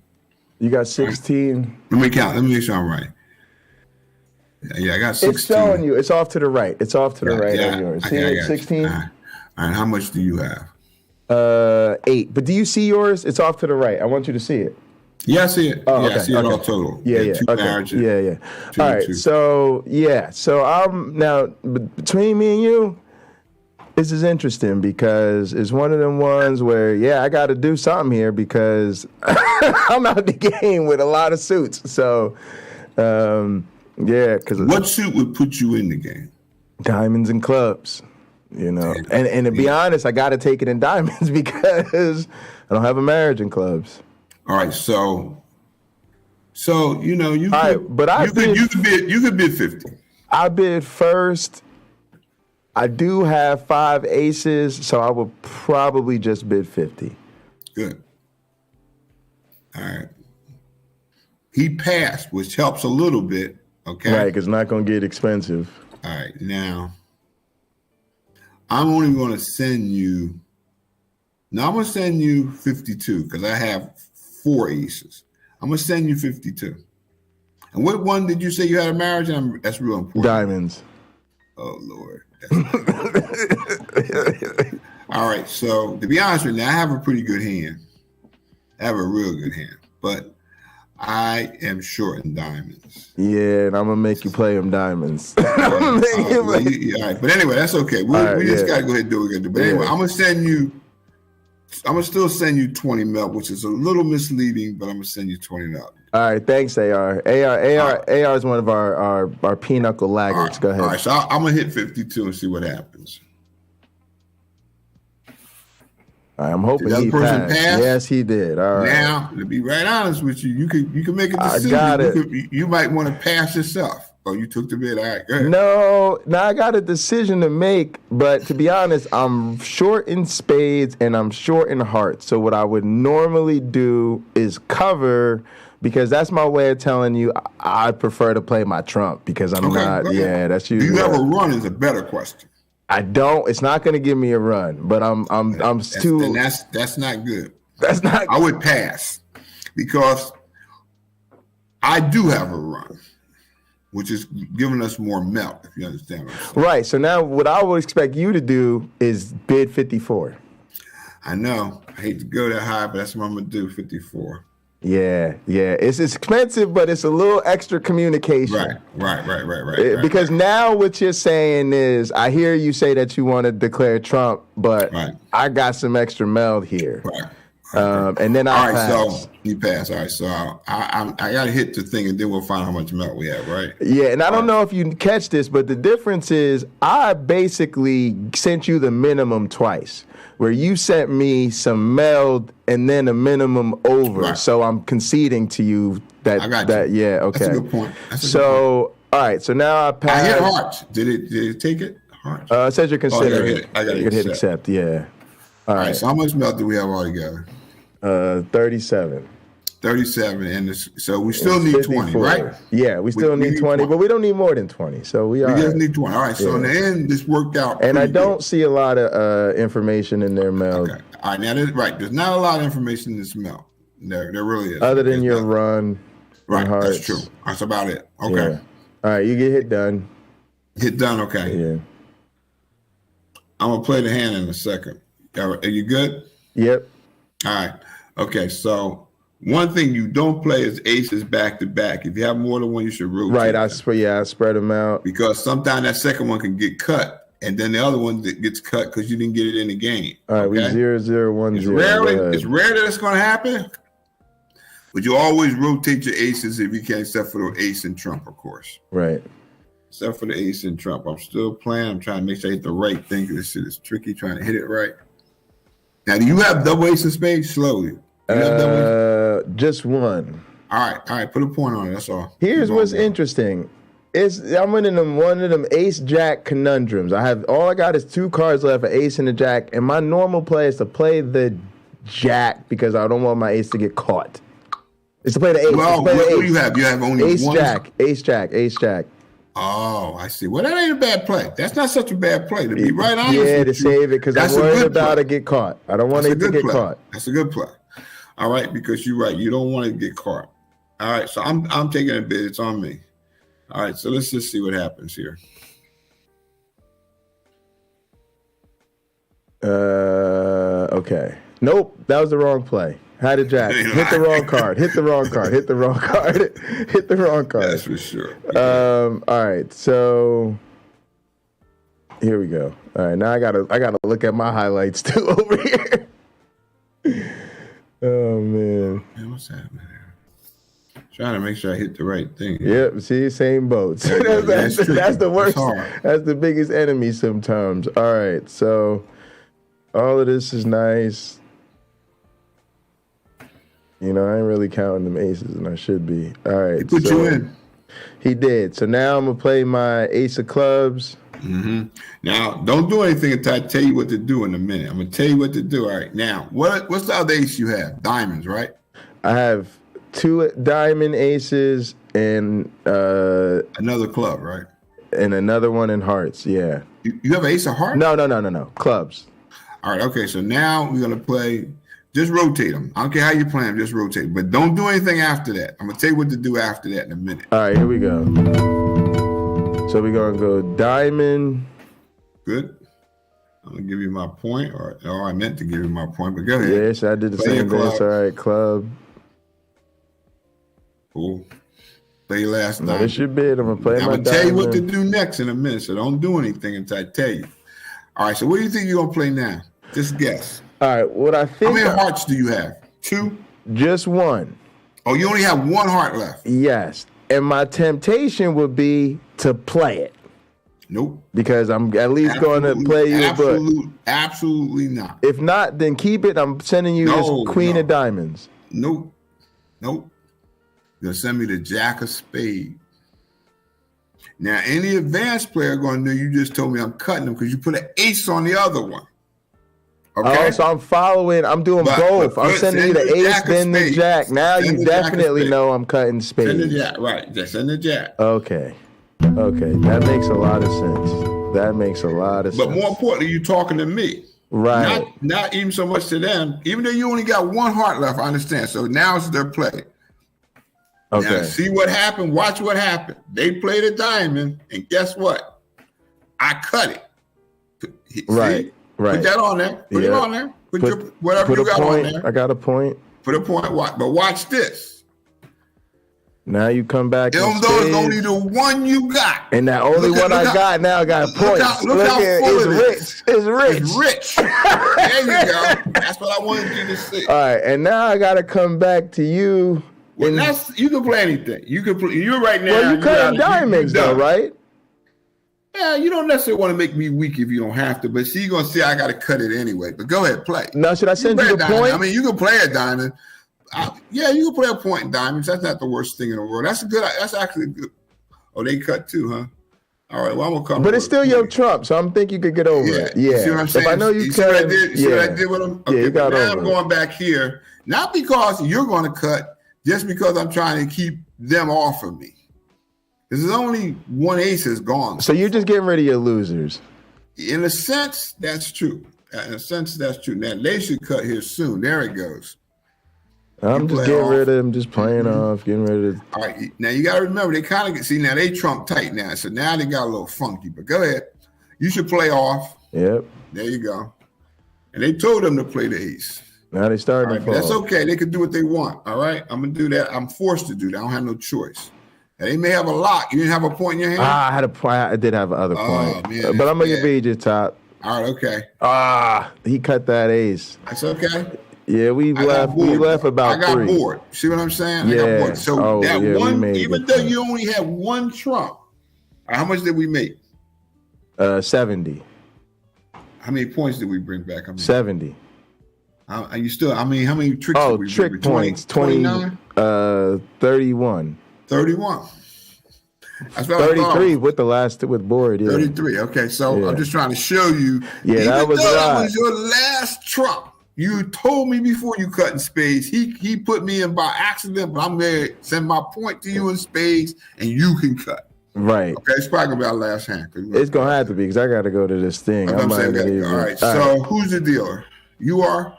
I'm the dealer. I only got 12, and I do have a run in hearts, but it's short. With 12 and only 2 aces, normally I pass. This is a hand. You got 2 aces. That's right. You on pass. Yeah. All right. So go ahead. It's not on me. You ain't got no melt. And what happened? So and so passed too? Yeah, it's on you. And I passed because I ain't got nothing either. I ain't got nothing to be out here fooling around with. I passed. Oh, all right. I guess you got it. Nice. And I got stuck with it because I'm the dealer.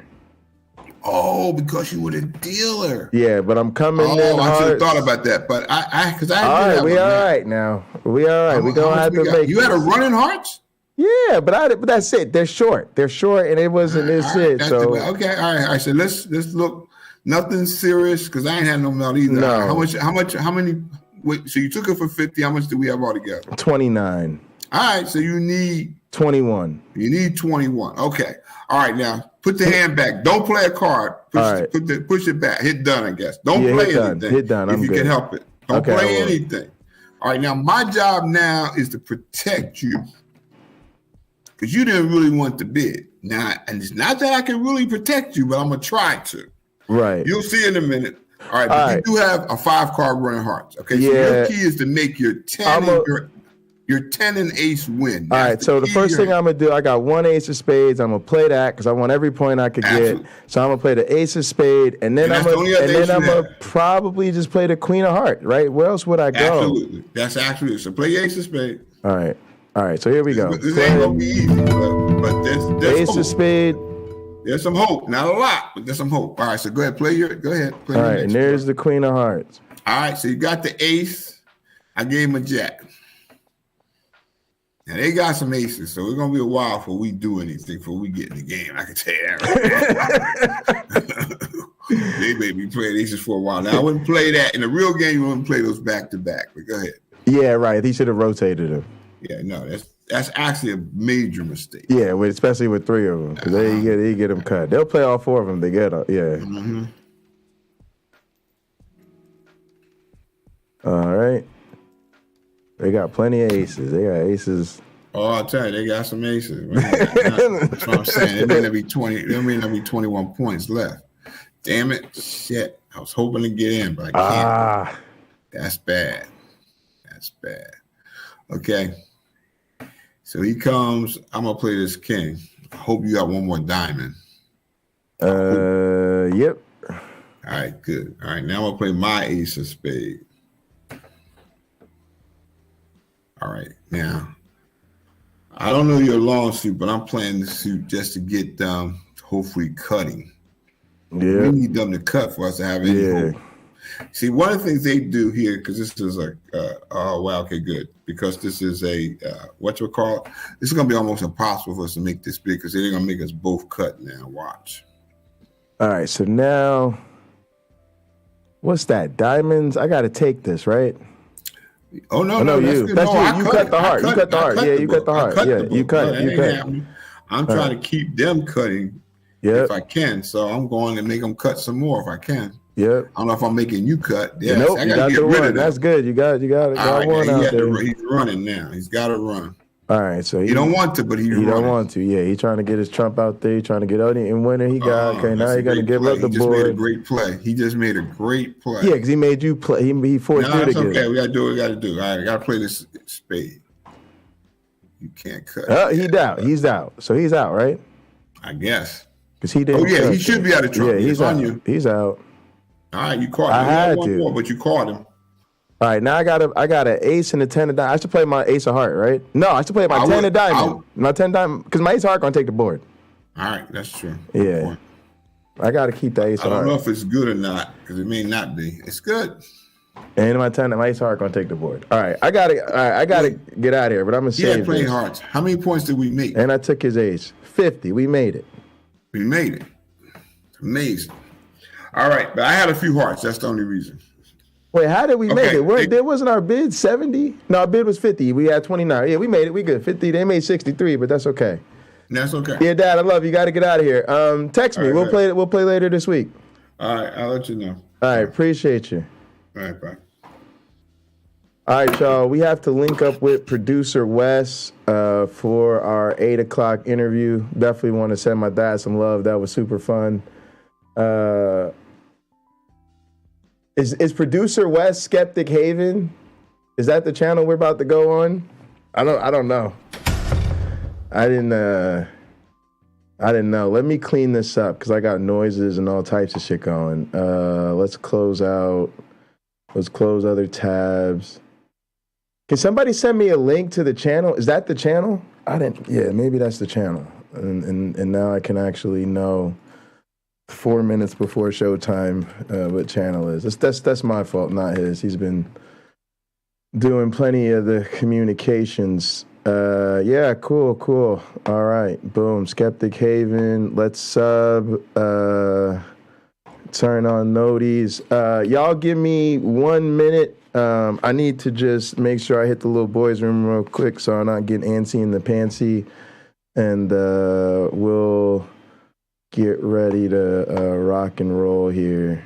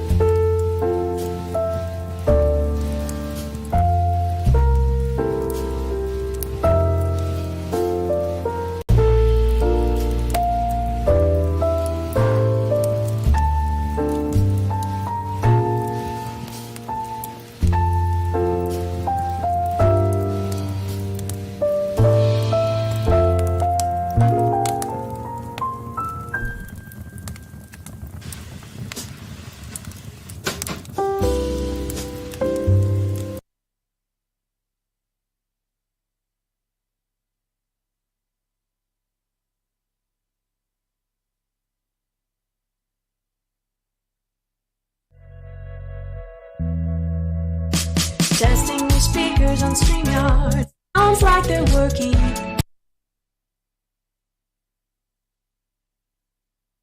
Let's check. All right, that should be open. Should be good to go. A lot of funny. There's some funny stuff and educational stuff and atheist stuff. So, hey, how's it going? Hey. Going good.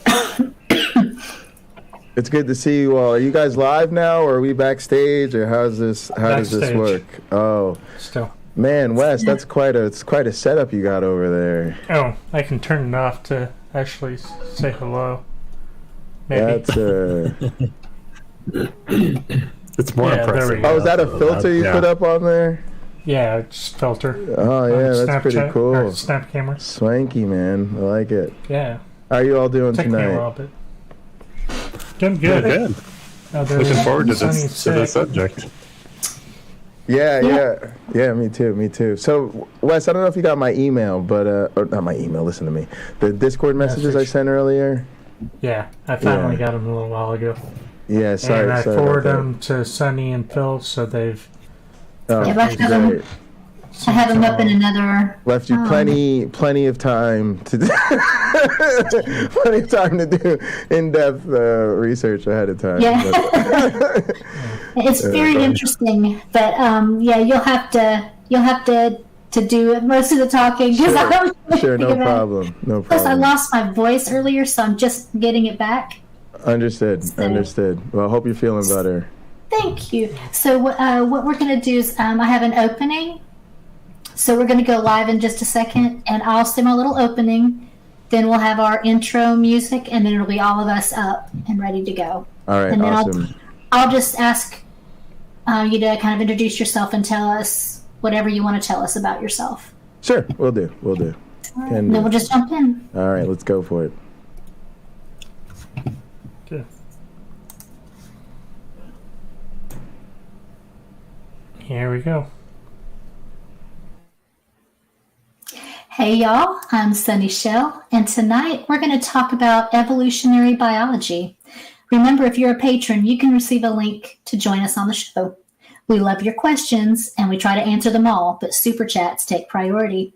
So sit back, buckle up, and let's get to the sunny spot on Skeptic Haven.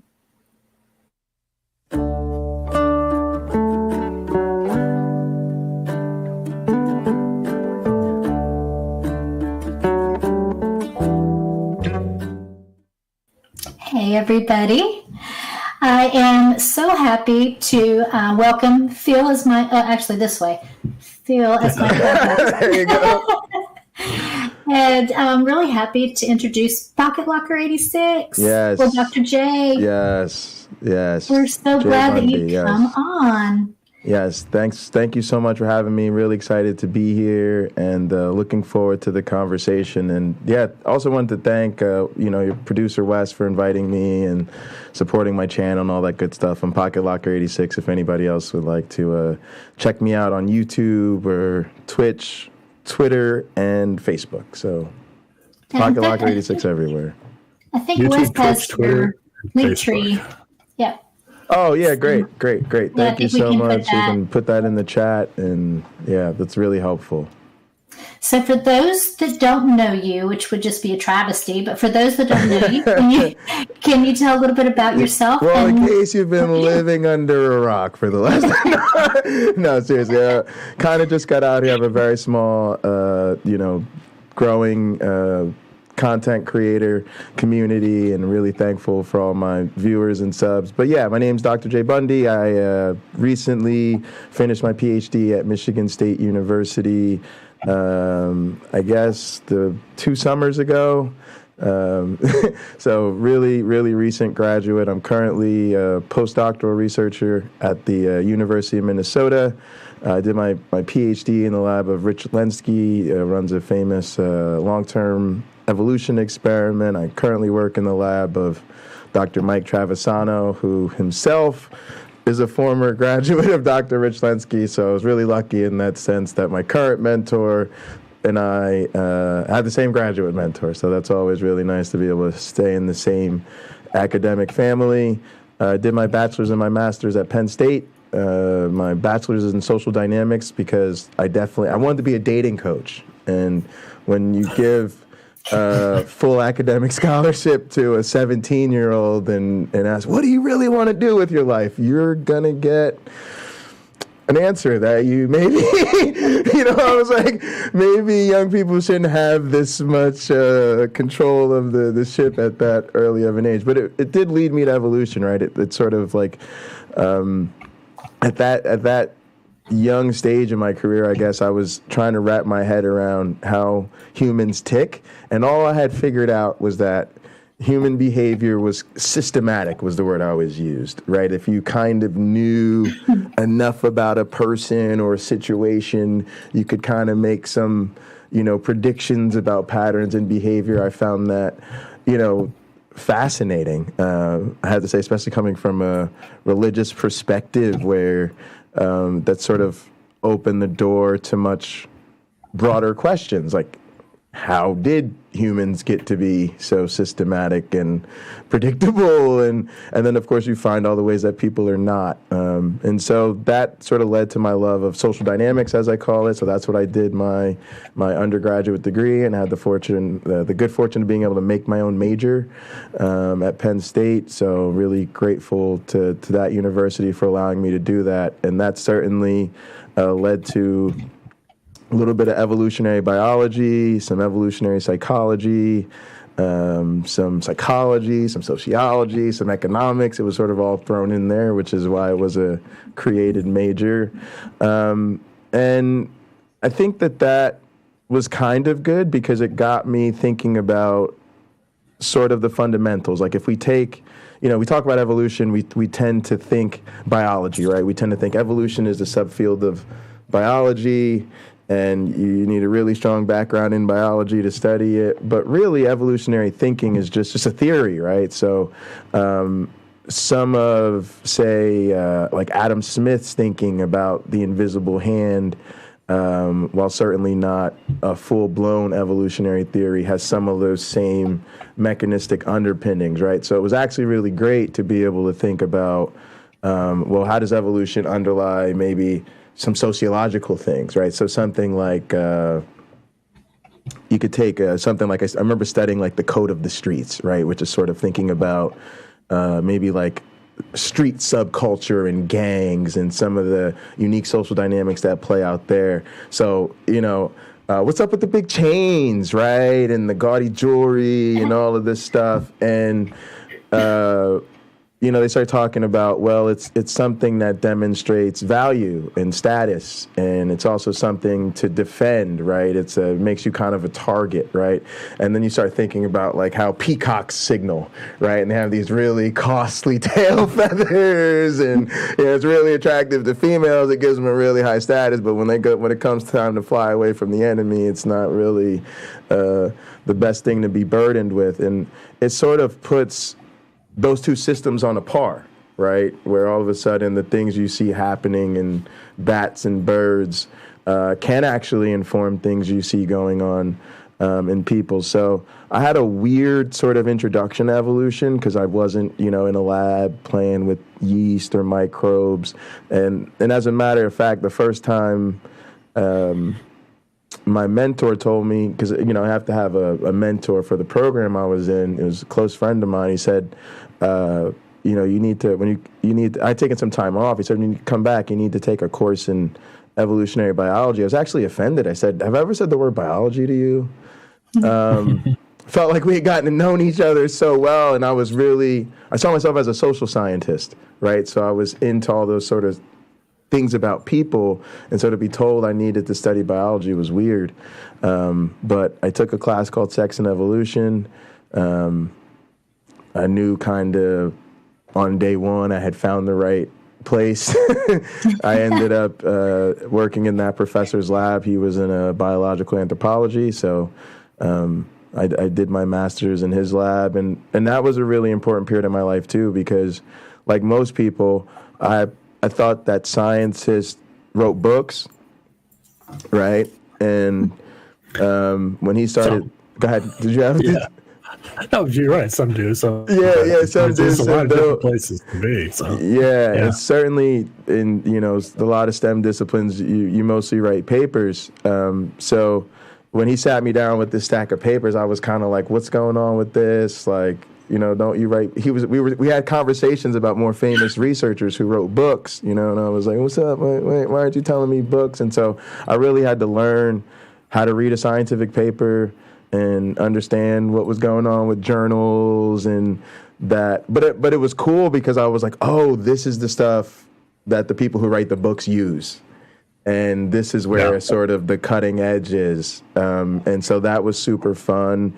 And then to be honest, like a lot of undergrads, I just wanted to get my hands dirty. I just wanted to get in a lab, get some experience. I didn't really know what I was doing or what was going on, but I knew these people were sex researchers, and I thought that was kind of cool. At the time, I thought I was still going to become a dating coach, and so I was really focused on getting my credentials. I didn't think a lot of people were going to trust me with their most personal decisions and parts of their lives if I didn't have qualifications to boot. So I was really anxious to just get in the lab and get some experience that would translate. And I think that was all great. And around that time, I actually started doing a show with actually one of my students at the time.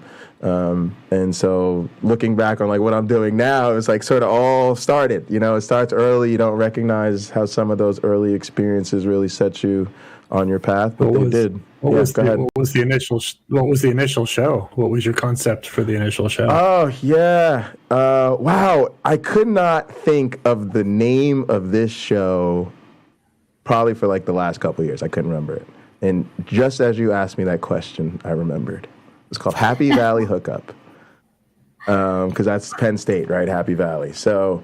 It was myself and Frankie, who I really lucked out. So she was one of my students. So when it came to the whole like sex and kind of having an evolutionary perspective on how to have these conversations, she could do it, right? Even though she was like a young undergrad, she could do it. And then she was a broadcast journalism major. So she was already hosting 2 shows. So like being on camera, talking about stuff, she was just ready to go.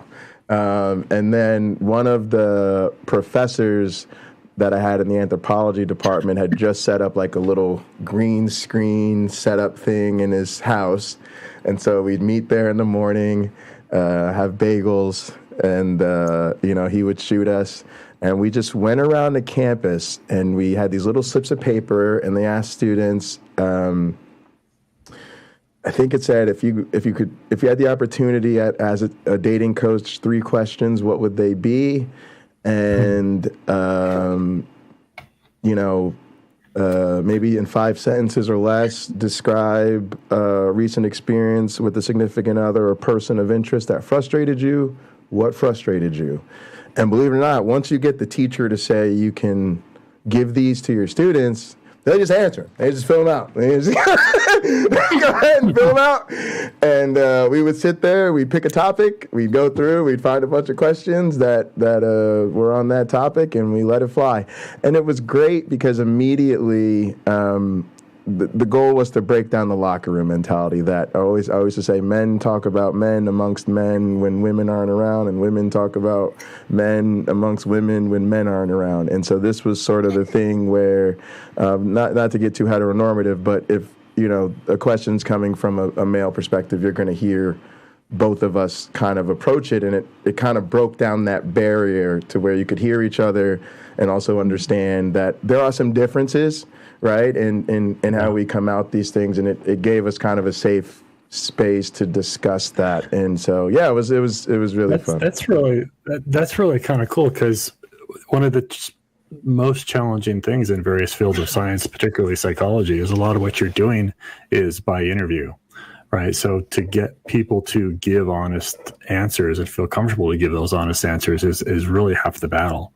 So, and having it in a way that incites them to answer. Because I know when I was in college, it was like we would have these questions that were kind of peer-reviewed questions to make sure that they fit your research they were effective and worded just right. And Yes. we did a lot of research on every single question that we asked. And by the end of it, it was like, okay, great, but who wants to actually answer these questions? Yeah. They're not really fun to ask and not really fun to answer. So the fact that you guys were doing that, I think, is pretty cool. I think that was it was really before, way before, sort of the current format with the podcast and the interactive live chat and all that. But in a way, it was like an earlier version of that. It was very interactive. And I remember feeling early on like that it was everything I could ask for, because even if,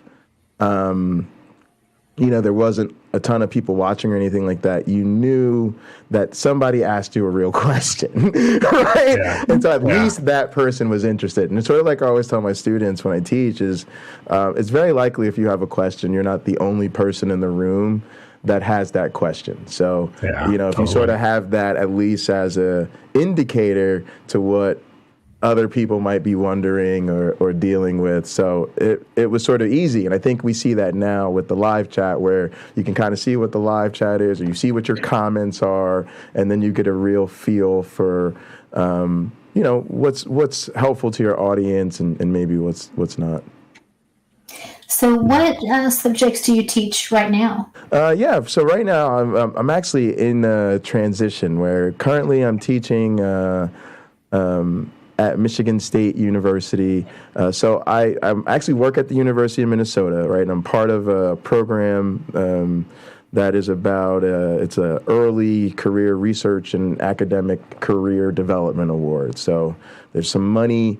It's always about how are you funded is the number one question in academia. So I'm primarily funded to do my research, but there's a lot of, big part of my funding is to get me some experience teaching, so that I'm a more attractive junior faculty member, hopefully. And so currently I'm teaching remotely at the Michigan State University, which is where I finished my PhD, and it's been really great. I teach a seminar class, a senior seminar called Darwin's Law.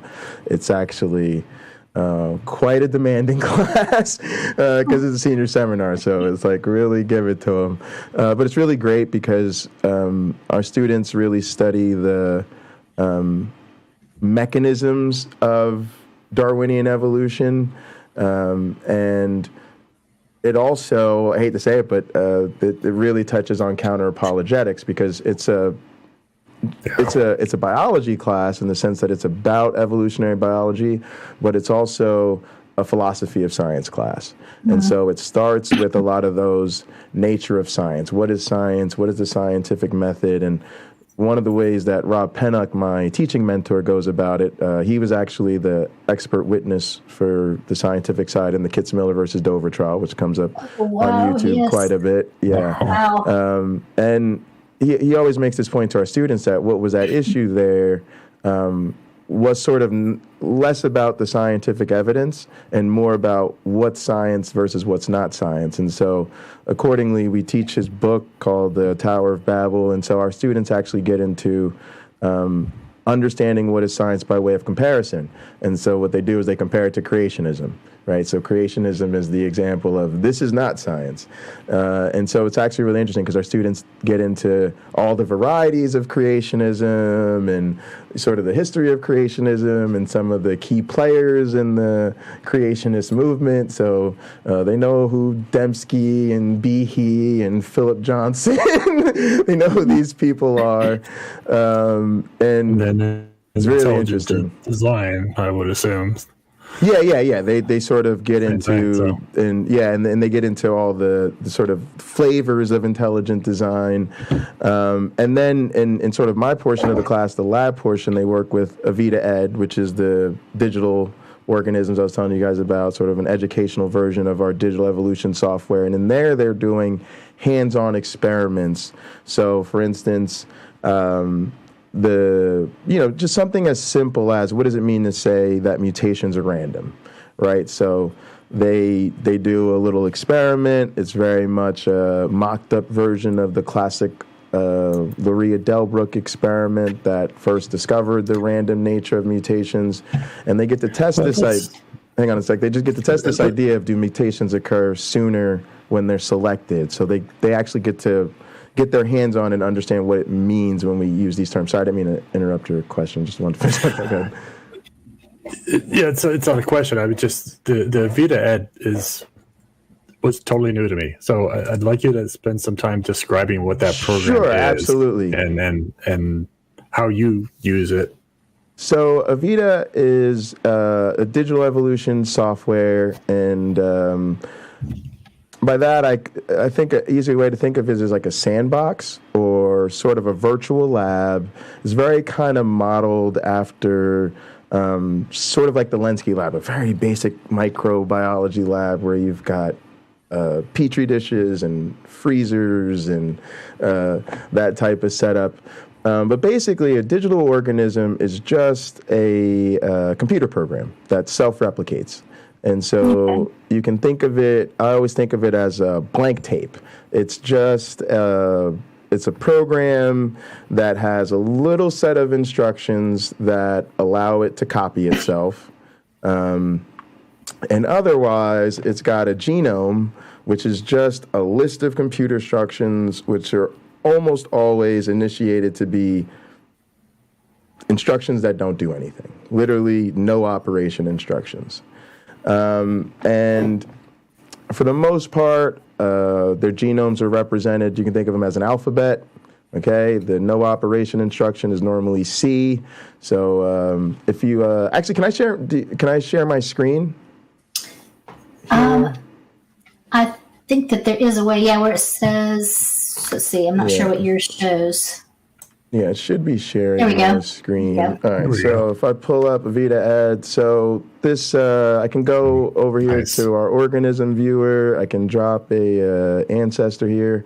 So this set of instructions right here allows it to copy itself. We call this the copy loop. And then otherwise, these are all blank instructions, right? These little C's mean they don't do anything. So if I run this guy, he's just going to go around. He's executing. Nothing happens because he's just executing blank instructions, right? And then he goes in here and he starts making copies of himself.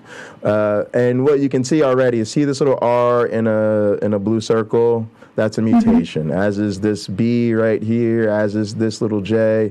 And so these guys have actually just now had 3 mutations, 4 actually, right? And so these 4 sites have mutated to different instructions, which are just literally different computational instructions that may or may not do something. So if I actually were to start a population with one of these guys, as a population view, I can just drop an ancestor on here and hit run. If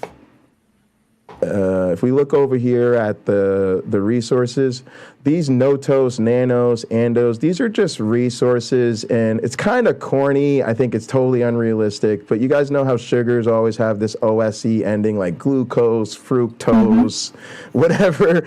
So what they've done is they've basically taken computational instructions, not, nan, and, orn, oro, and basically made a resource out of it, basically saying if an organism performs this function, it can get rewarded for it. And so to make it sort of equate to like a resource, they kind of gave it this sugary sounding name. But it basically just means if one of the organisms happens to execute this function, it can be rewarded for it. So there's some easy functions, there's some moderate, some hard, some very hard, and even this equals function, which is considered very hard. And that's just based on the computational difficulty of them. So we call this... What's the rewarding? I mean, is that like the That's a very good question. The reward is, you can think of it as additional, the ability to execute additional instructions. So think of it as like this guy over here, it has 50 instructions always. So let's think of it as, hang on, I'm going to unshare my screen here. So if the 3 of us are all Levidians, and let's say every time we're just going to go in a circle, and each time it's your turn, you're going to lay down one of your instructions, right? And you're done every time you lay down enough instructions to make a copy of yourself, including all the instructions it takes to copy yourself, right? So there's going to be a lot of instructions. What a resource will allow you to do is execute more instructions. So maybe now if I get a easy resource, now instead of just laying down one instruction every turn I get to lay down 2. Maybe if I get a moderate one, I can lay down 4. Right? If a really hard one, I can lay down 8. So I'm going to reproduce in much fewer turns than one of you if you don't, provided you don't also evolve a similar benefit. And so since computers are basically, they only do one thing at a time, really, we're trying to mimic like parallel processing, even though they happen, one instruction at a time. So basically what happens is a boost gives you extra computational cycles to execute more instructions. And so all else being equal, that gives you a sort of evolutionary advantage because you'll reproduce faster. Will the program allow mutations that have a negative effect also? Absolutely. So we always say it's a natural selection in an artificial environment. And just like in nature, probably most mutations are somewhere between neutral to mildly detrimental. And then, rarely there's a beneficial mutation. But, Avita Ed's a little bit tuned to where the mutation rate's probably much higher than it is in nature. And that's just to compensate for the small population sizes and the small genome sizes and all of that. And we need things to happen kind of fast because it's educational, right? 'Cause students can't sit around all day. Yeah. But, it still works out to be pretty much in accordance with our expectations where as far as the distribution of beneficial, neutral, and negative mutations. So is there an Avita program that is more research based? Absolutely. Which is more like university versus teaching? Exactly. So the Avita program, for instance, that I use for my dissertation research is the research version of Avita. And then Avita Ed is typically what we use in the classroom or in outreach educational type settings. I often use it workshops with teachers. If we go to Darwin Day or at an elementary school or something like that. And then certainly a lot of us have developed more of a curriculum based around it, which you typically see either happen at the high school or at the undergraduate level. And for me, it's really about the fact that they're doing it, right? My graduate advisor told me something. He said, people worry too much about learning at the PhD level. The PhD is a doing degree. It's about getting in the lab and doing something and learning.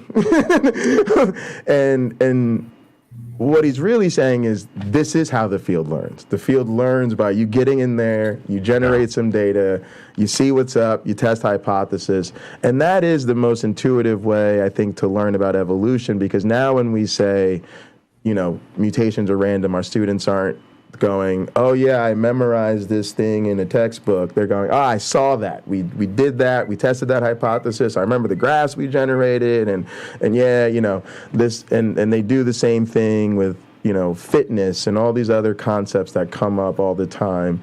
And then we build into that sort of their ability to do their own research and to ask sort of independent research projects, which are becoming the big thing, because now even since when I was in high school or as an undergrad, the curriculum has shifted in accordance with the next generation science standard. So this sort of experiential learning by doing, learning the scientific process rather than focusing on content is really in line with how we train scientists.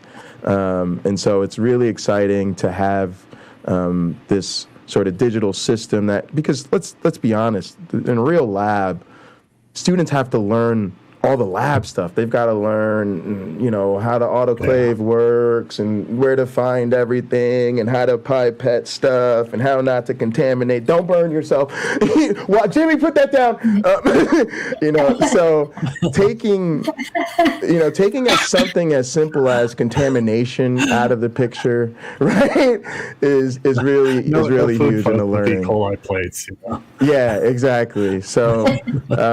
It's real. We're real lucky. We're really happy to have it. And I just want to quickly mention though, because you asked about the research versions, Avita is probably the one that's the most well known, and it's certainly got a track record. But I use a software called Mabe that people see me use a lot on my stream, and there are a lot of these sort of agent-based digital evolution softwares that are, I'll just say for brevity, similar to Avita, but there's sort of a burgeoning set of these softwares that they deserve to be mentioned. Yeah.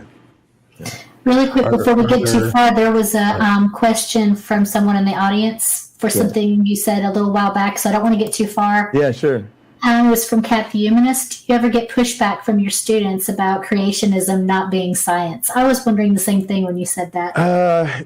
So we don't get direct pushback on that because I think the way it's laid out for them, it's quite clear why we're saying that. And we're also very careful the way we teach it because we're not teaching them that you can't be a person of faith and, be a scientist or have a scientist. We're just saying that there's this particular idea out there that really is outside of the scope of science because it doesn't give us testable ideas, right? It just doesn't give us testable ideas, and then it sort of requires us to deny the evidence that we get as a result of those testable ideas, and so it's useful to then to highlight how that differs from the constraints that are put on science. What I would say is that we definitely have some students who I think coming in, I think certainly identify as Christian or students of faith, or they're involved in youth groups, and I think certainly as they go through the course, we see this become something that they want to talk about, that they're very interested in, and they write these term papers at the end, and it's not unusual for them to want to write about that particular topic because now they're having these conversations with their friends or in their youth groups or choirs or whatever they're doing. So it's not so much pushback, but it's definitely, you can tell it's a sensitive topic for some of them, but I think it usually turns itself into motivation. We don't get a lot of direct pushback from our students. Okay, that's cool. Yeah, although they may be resistant, they just don't tell us that, right? That's not something they're going to tell us in class. Yeah. Okay. So let's get back to the Darwinism things and the testing and so forth. Sure, absolutely. You had shared something called Testing Darwin, and I didn't get to read all of it, but the parts that I was able to read sounds very interesting. Right. So can you tell me a little bit about that? Yeah, it's really it's something we don't get to talk about enough. So I'm glad you asked. It's really the idea is evolution is a substrate neutral system. So if you have variation, inheritance, and selection in a system over time throughout generations, you will have an evolving system. And that's really great for what we do because it means that, I always tell my students, you can have evolution on a chalkboard, and I'll demonstrate that. Let's draw a population, right? And let's have some mutations. Let's make up a selection function. Voila, we have evolution. But when you really get to have it in a computer, that's great because can anybody name a scientific field that isn't dominated by computers? Probably not, right? So it's so I always felt like biology is a little behind the 8 ball in terms of adapting computers as the way to go, but computers do things fast. And so they can evolve fast. And so you can get through a lot of generations quickly, or you can deal with a large population size. And most importantly, you can deal with lots of different environmental changes, and lots of replication. So it's nothing for us to take a particular experimental condition. And today I was running some stuff. Hey, let's run this for 10,000 generations, and let's run 100 different populations. So we get some real good old statistical power. Oh, we want to do 80 conditions. What's that going to be? About 800 runs. All right, see, we'll analyze the data. It'll be ready tomorrow.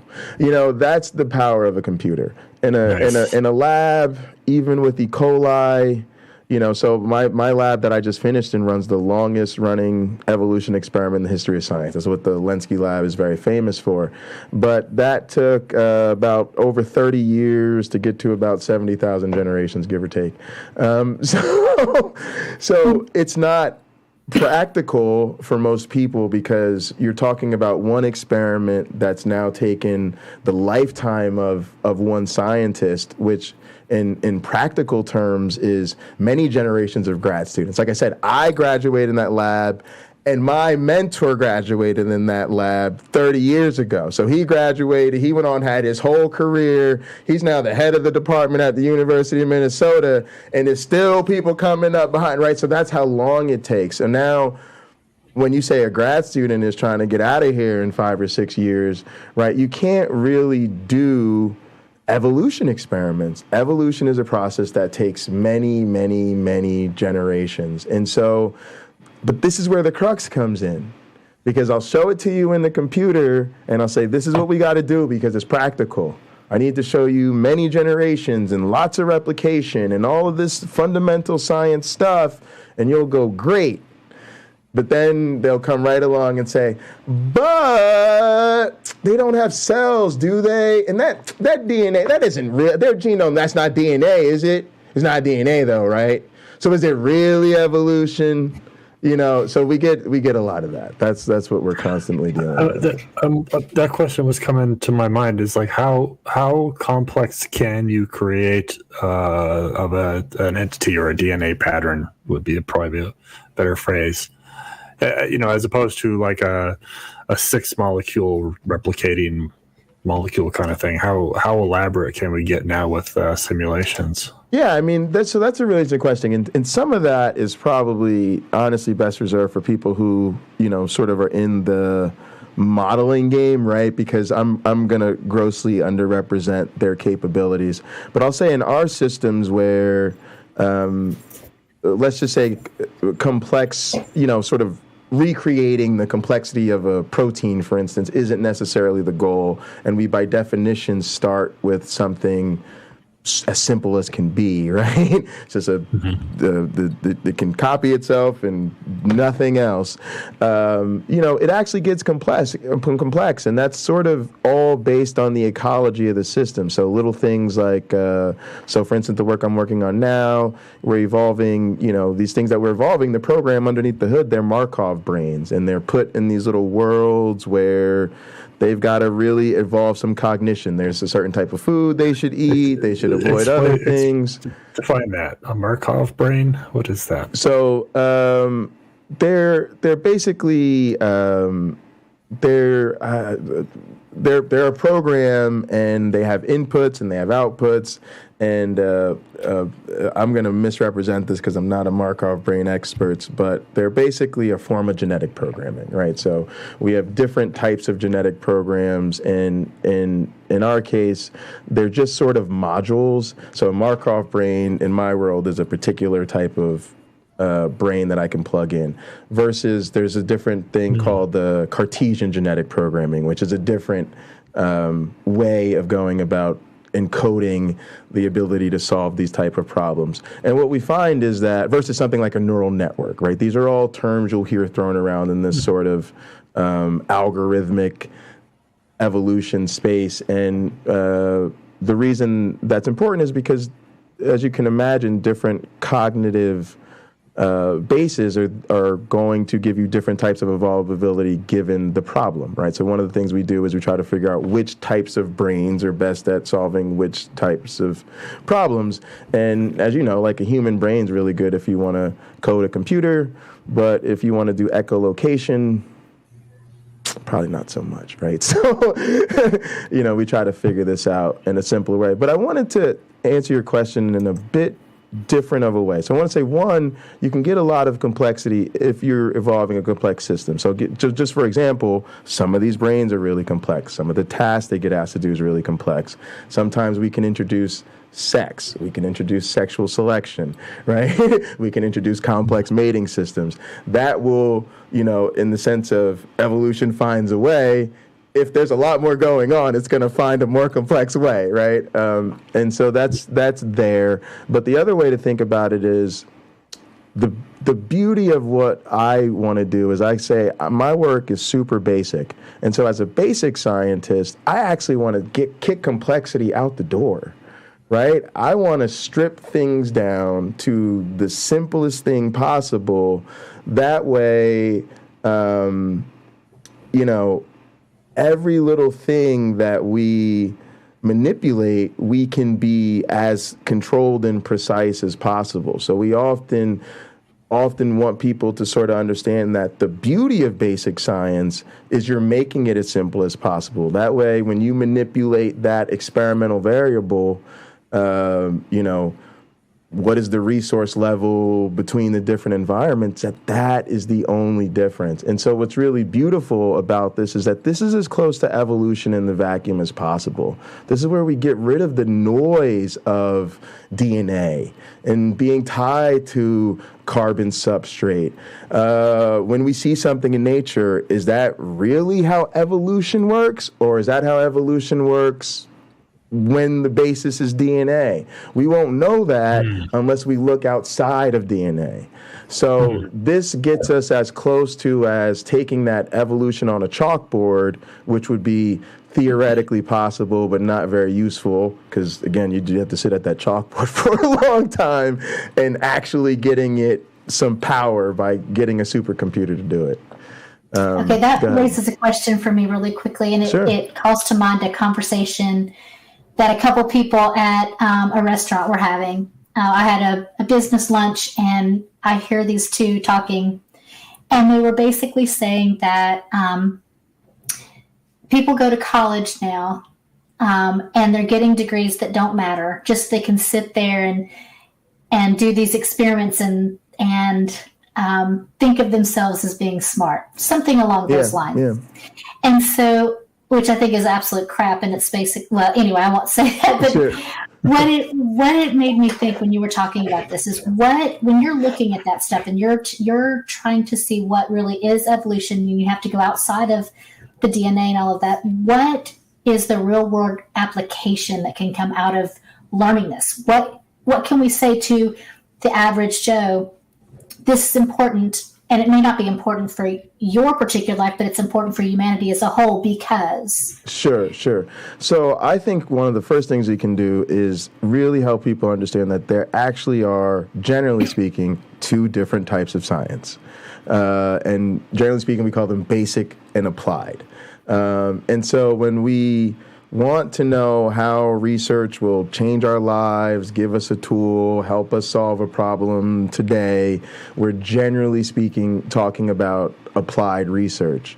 And so it's actually important that people understand that that's a really great question, and it's reasonable for the public to say, hey, it's really great for you to have some chalkboard stuff, but I would like y'all to work on the cure to cancer, But it's also important that we realize that we can't do really great applied research without the basic research, because it's the basic research that, while it doesn't necessarily have an immediate application, like you said, it sort of allows us to explore the space of mechanisms based on people who they're not looking for an application. Because if you're looking for an application, it's kind of guides your search. So we're allowed to do a little bit more of the unguided stuff that later the applied people come and say, hey, that's actually what you found over there is pretty useful. Now, I don't want to duck the question, because then people will say, well, he basically gave an excuse for why the evolutionary biologist can't evolve anything useful. So what we actually see is quite the opposite. So I just like to say my research is that way. My research tends to focus on what's basic because I'm a theoretician, right? My advisor says that to all. He says, you got to tell people you're a theoretician. You're more or less somebody who philosophizes about evolution, but rather than sitting there and going, you go, let me do an experiment in my digital system to see what happens. But my motivation is good questions about evolutionary theory. It's not something that's going to come up with a medication or even help resolve the taxonomy of frogs. Right? It's not even that practical. But we do see, for instance, things like there's all these sorts of design challenges where you can think of it as, let's take a room of 200 aerospace engineers and we'll have them come up with the best design for an antenna that we're going to use as the primary mode of communication on a spaceship. So here's the parameters. It's got to be, useful. It's got to transmit, blah, blah, blah, blah, blah. And then over here, we're going to take an evolutionary algorithm and we're going to see what evolution comes up with. And the place I did my training called the Beacon Center, we were sort of known for this. This is sort of a proof of concept that we were all, and the evolution algorithm always outdid the engineers, right? So it becomes trivial to this point where we always say evolution is always going to outperform humans when it comes to design. And so that is incredibly practical. Matter of fact, what I always tell people is if when you think about this the way I do, our digital evolution stuff, to me, and again, I of course I have a bias, is almost more practical in some respects than traditional biology. What I mean by that is this. You're probably interested in flowers and trees and where people come from. These are all interesting questions, but most of these biological questions have limited practical use to our everyday lives. What does have practical use to our everyday lives is how we come up with medicines, how we engineer new technologies, how we get sustainable water, how we fight climate change, on and on, how we build more effective social groups. Evolution is going to be able to inform us on everything from how to build better antennas to how to build better soccer teams and how to build better YouTube communities. And so that's what we're excited about. And when you think about those challenges, you can't represent those challenges in frogs. You can't represent those challenges in flowers easily, right? But you do represent them in digital spaces, right? Most of the stuff that comes out, a company simulates it first. They're running algorithms. They're trying to figure out, okay, if I tweak this part over here, how does that affect our profit margins 13 steps down the road, right? And so when we get to that point where we say, hey, before you 3D print that cup, let's see if we got the ideal cup for the situation, right? That's when I think we're going to see this thing really take off. And so we always make the point that I sort of think of it as a map, right? You can think of it, or let's take it simpler, like a pie, right? We're all easy representing a pie graph, right?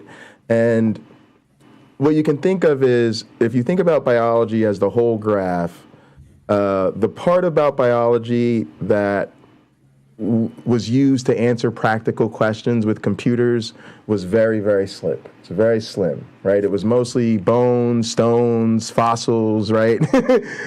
Proteins, all that type of stuff.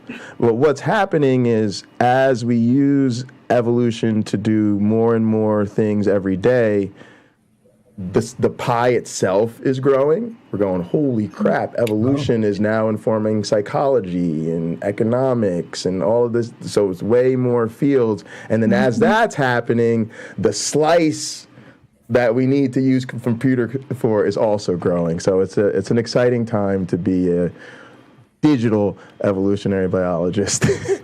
I wonder too if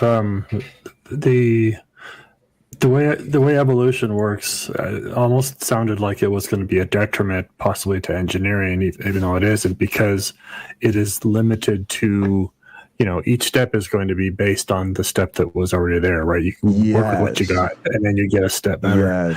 Yes. Or come on and basically make a major shift at one point. On the other hand, it also seems like what you're describing would give us more of a pathway from A to B. So, because we could sit here and philosophize or hypothesize about, how to make a better toaster and whatever. Right. It would be great if we had a toaster that made squirrels or something. Right. How to get If you put that question into sort of an evolution model, you're going to get some pretty cool ideas about all the steps. Before Kent Hovind, there's some people out there probably listening. They're going just let that thing run until it comes out with a squirrel, and then and now we've got a map too. So. Yeah, no, this is a really great thing. And to be honest, this is what my dissertation research was about. So this is actually, to me, very practical question that's really important theoretically, but has very important applications, and that's the role of history, right? And my dissertation research was actually about how much can history actually constrain evolution, right? Because you evolve in a particular environment. Well, we know environments don't stay the same, right? So now I put you in a new environment, and now was it good that you spent all that extra time, or are you stuck, right? Because now all your genome gets occupied. And basically what we found was kind of counterintuitive. If the environment, so first of all, we got to talk about the relationship between the two environments. So let's just simply say, is the new environment similar or different to the old one, right? Your ancestors came from an environment, so is your environment kind of like that, or is it way different? And what's interesting is that if it's kind of similar, as you can imagine, that gives you a leg up. If my ancestors evolved in the jungle and my evolvement's in the jungle, great. I can already swing from tree to tree. I already know how to identify, fruit that's gone bad. I already know some of the things I want to avoid. But what happens is over the long haul, it's kind of a constraint because now you need to do some new stuff, but all the new stuff you have to do has to integrate with the old stuff. Whereas sort of less evolved populations, let's say a population that's in the same environment now, but they weren't in the ancestral environment as long. They had just started evolving in that ancestral environment, but they got changed. They start at a lower, let's say, fitness than you do, right? They haven't figured out how to do this stuff, but now their genome was filled with what? A lot more blank tape. Right? It hadn't all become tangled with all of the stuff in the old environment. So now they can use that blank tape to figure out new stuff that integrates the new environment information. So they end up evolving much more rapidly. Now, what's interesting, though, is if the environment is totally different, like in a computer, we can make it totally different, like none of the same things are rewarded, the history effect goes away. And now all of a sudden, populations with sort of a ton of history and very little history, they evolve basically at the same rate. Because now, even though the older populations have more of their genome tied up in doing stuff, it doesn't matter. That stuff isn't rewarded. So just mutate it. Just mutate it away. So it's effectively blank tape. Because the environment doesn't reward it anymore. So it's unconstrained, so it's free to mutate. So you're exactly right. There is this dance between it's really good to sort of bake in some of the solutions, but you can get into a point where you're baking in the ability, you're losing the ability to come up with new stuff. And that's something that is very practical for businesses, for engineers, because let's face it, they only want to do what? They want to evolve in a way that makes them the most money. And so they've got to figure out this balance between, I got to evolve enough stuff to let it solve some things, but not so much that I'm getting into diminishing returns, right? Because that's what runtime is money for them. If they're running something now and it's not getting that much better, then they're just wasting money. It'd be better to shake it up. shake it up, do something different, artificially change the environment a little bit, artificially throw some genomic variation in there. That way you can, restart it, so to speak. So yeah, this is the stuff we're really looking into, and that is the one difference, is that you have that history, right? And so yeah, really, that's actually one of the most pressing questions: is how does that history constrain or promote evolvability? And again, it'd be super hard to do this in a biological system because you can't manipulate the phylogenetic record. You can't compete, deep history against shallow history. It's almost like, for those that are a little bit familiar with E. coli or microbes, the reason that the LNCA long-term evolution experiment works so much is because it's with E. coli. And what that means is that they can be frozen. And so what they did was they started 12 populations from a single colony of E. coli. So they're basically all clones. They just clone them. They're asexual, so they're all the same. And then they're evolving in these flasks, just salt water with a little glucose. And every day they transfer 1%. And it's an amazing experiment. Definitely highly recommend everybody read about it. It's the E. coli LTEE, long-term evolution experiment. But the beauty of it is, say after 30 years and 70,000 generations, you can take the populations that have been evolving for 70,000 generations and compete them directly against the ancestor. And so you have like a battle royale. We always call there was actually a Veritas or somebody made a video about it, and they called it E. coli Fight Club. And so, and so you can actually see that they are in fact better. You're competing them in that environment directly, and they wipe them out of there, right? And so you have this almost imperfect, but this frozen fossil record, because you put them in the freezer, right? And then you pull them out of the freezer and you can revive them, right? Well, with a computer, we actually do have a perfect fossil record. We can save the ancestry at every step of the way. We can recreate everything. Remember, our genomes are just computer programs, so we can put them in everywhere we want to. So, sorry, that was probably another program I had in the background. But we get this effect where we really can examine the history, the phylogeny in great depth, because our entire evolutionary history is just saved in files.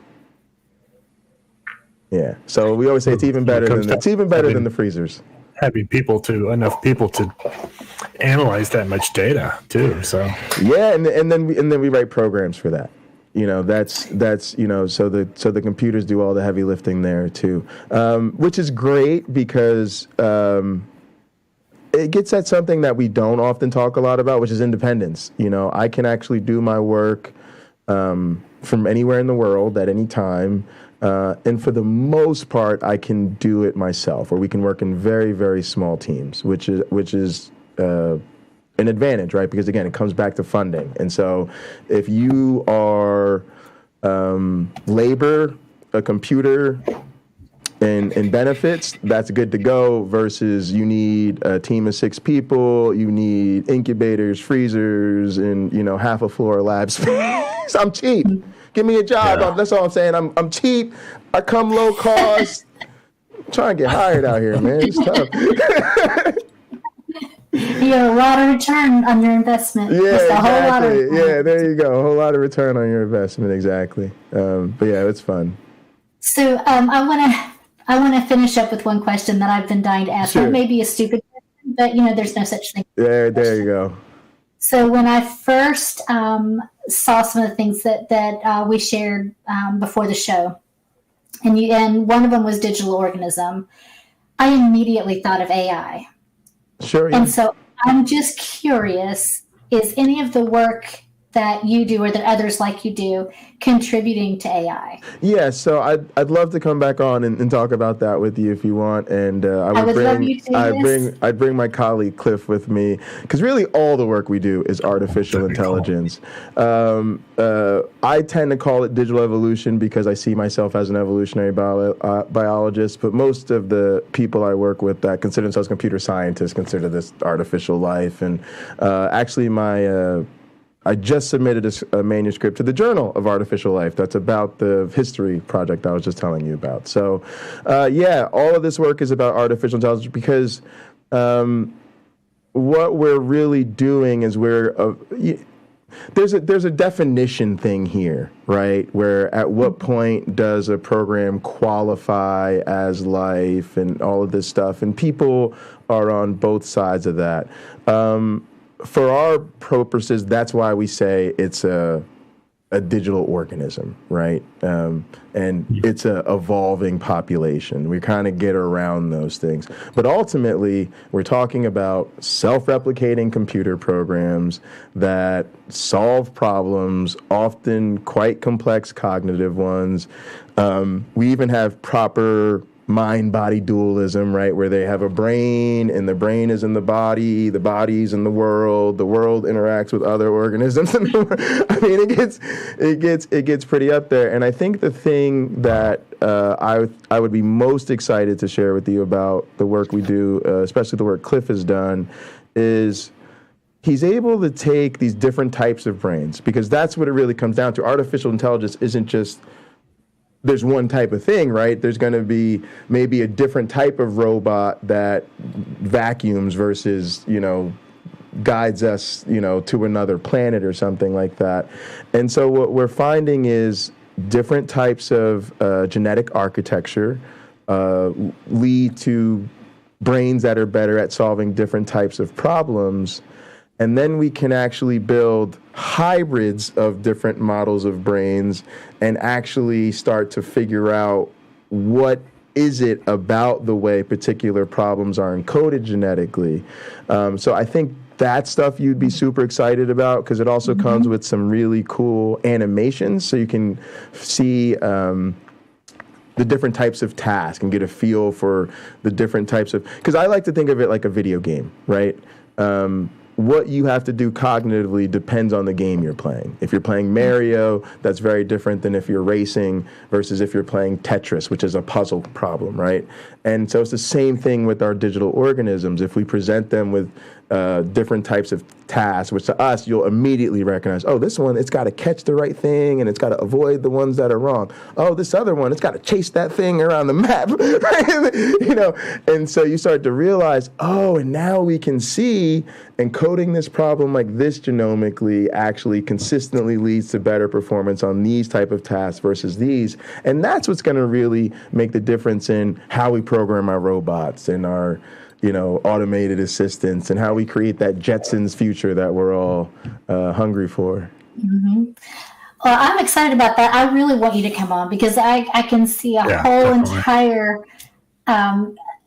stream that we can go on, another pathway that we can go on. Like, what are some of the potential negatives, and all of those things. And yes, absolutely.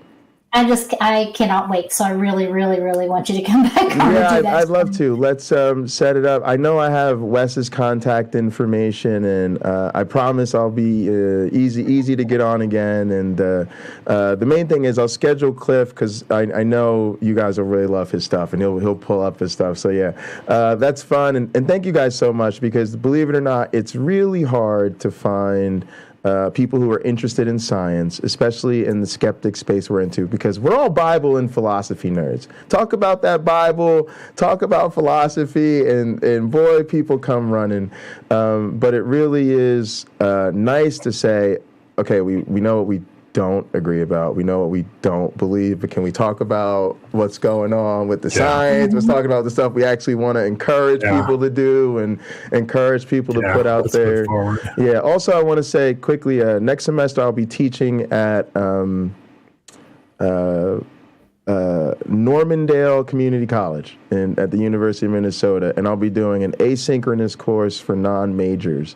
And so it'll be sort of like Biology 101, and I know that a lot of our community feels that way too, right? They get in these conversations about evolution and they feel like they they believe in evolution and they accept it, but they don't know how to describe it or explain it to people. Or, people start asking them these questions about DNA and, well, where do you think the first cell came from? Huh? Oh, so you believe in abiogen? Oh, well, what about the quadruple folding protein right here? And so I'd love to talk about, what that experience is like and maybe how I can use some of that to help people just get versed with the basics, right? So that they feel like they can have these conversations without sweaty palms. That'd be great. Yeah, absolutely. Absolutely. I love that. I think that's a big reason that we wanted to do Skeptic Haven is because we have, the Angry Atheist and we have the, talk shows and we have the call-in shows and we have all of that stuff. And all of that is very necessary and needed. But there's been a big lack of this type of thing where we're looking skeptically at things and looking at what is the scientific method and why is it important in our lives and what does that have to do with, with being on this path of skepticism. Absolutely. So I think this is such an important thing, and you said it very well. Yeah. So go ahead. Oh, I was just going to add to the one question that popped up there. They could definitely describe what we do as like Darwinian game theory, and that I'd be happy to talk about that at another time too. This was really great. Thank you guys so much. Pocket Locker 86, if anybody wants to come over and give us a subscribe or say hi and let us know that you saw the show, we really appreciate that. And I'll definitely try to come back. And before I go, is there anything else? I always like to make sure I get questions in there and stuff like that. I just have real quick. The Avita Ed that's available to the public, it's right? Absolutely free. I highly recommend people just type in it's Avita-ED. It will pop right up. We also have there's a free PDF lab manual you can find on there. It takes people through the exercises. Anyone should be able to do them, but if not, my email is pocketlocker86@gmail. Any Avita Ed questions, I'm on the development team, so I can always help people. I can answer questions, and we will be trying to do a course where people can actually follow along with that stuff. So I'll make sure you guys stay posted when we get that figured out. I think this would be a really nice tool for homeschooling, actually. I agree. I didn't want to go too much on it, but I'm a big. I've tried to deliberately focus most of my teaching on online education and asynchronous education because I think we need to embrace remote. We got to embrace it, and it's just the way that we can do this thing. So thank you guys so much. And honestly, I'll need to reach back out because I want to let people know what's going on, and so I know you guys can help put it out there in the community. Absolutely. And if you as viewers, if you enjoyed the content that we had that we were just talking about, consider doing some things to help us. You can easily just subscribe, share, hit the bell, all that good stuff. Yes. Or you might consider joining our Patreon and get special perks. Like you can get the link and come on and you can talk to Pocket Locker right here, just like Phil and I are doing. Can I quickly just say people should join the Patreon because I think as community we really have to support our content creators, right? And you don't have independence. If God forbid something happened and you guys got some kind of strike or something and your YouTube got disrupted, people be like, where did you go, right? Yeah. And YouTube takes a huge chunk of stuff, right? So I think it's really important if you love somebody's content, please do support them. And the more you can support them off of YouTube, you support their independence. Yes. So really join the Patreon. I'm going to consider doing so myself. I'll look for the link in the description. Very good. Thank you. Everybody here to subscribe to your channel too. Yeah, thanks. We appreciate that. So our current patrons are Michael Wiseman, Kathy Cotton, Cindy Plaza, Deborah Grace, Aaron Colson, Phil, and me. I want to thank our producers, Wes, Phil, and Kat, and the booking team, Wes, Raymond, Ellie, and Correa. Remember, we have some other shows on here, The Secular Soapbox, Women Atheist Unload, which I also am a co-host on, Global Atheist, and The Bible Says What. So check out all of our great content. And about 100 short clips now. That's right. Oh, yeah, we were talking about that. We're on all the social medias. Oh, fantastic. And thanks to that chat. The chat's been awesome tonight and really active and reading along. So appreciate all the activity. Yep. See some of my mods and stuff came through. Appreciate that. We have some really great viewers and people that get in the live chat. So until next time, everyone, remember to always think critically. Good night.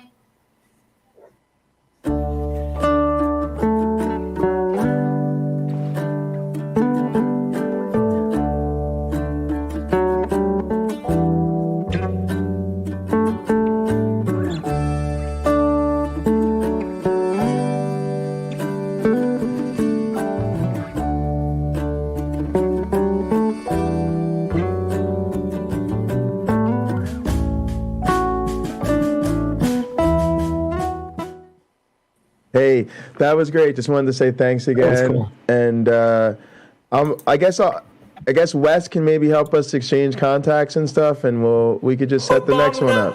Yeah, I think the best thing to do is let's just set it up, because that'll allow me to give Cliff and whoever else some time, and we can make sure I've got a good idea of some stuff you guys would like to see, so I can put that together. The next one will be January 9th.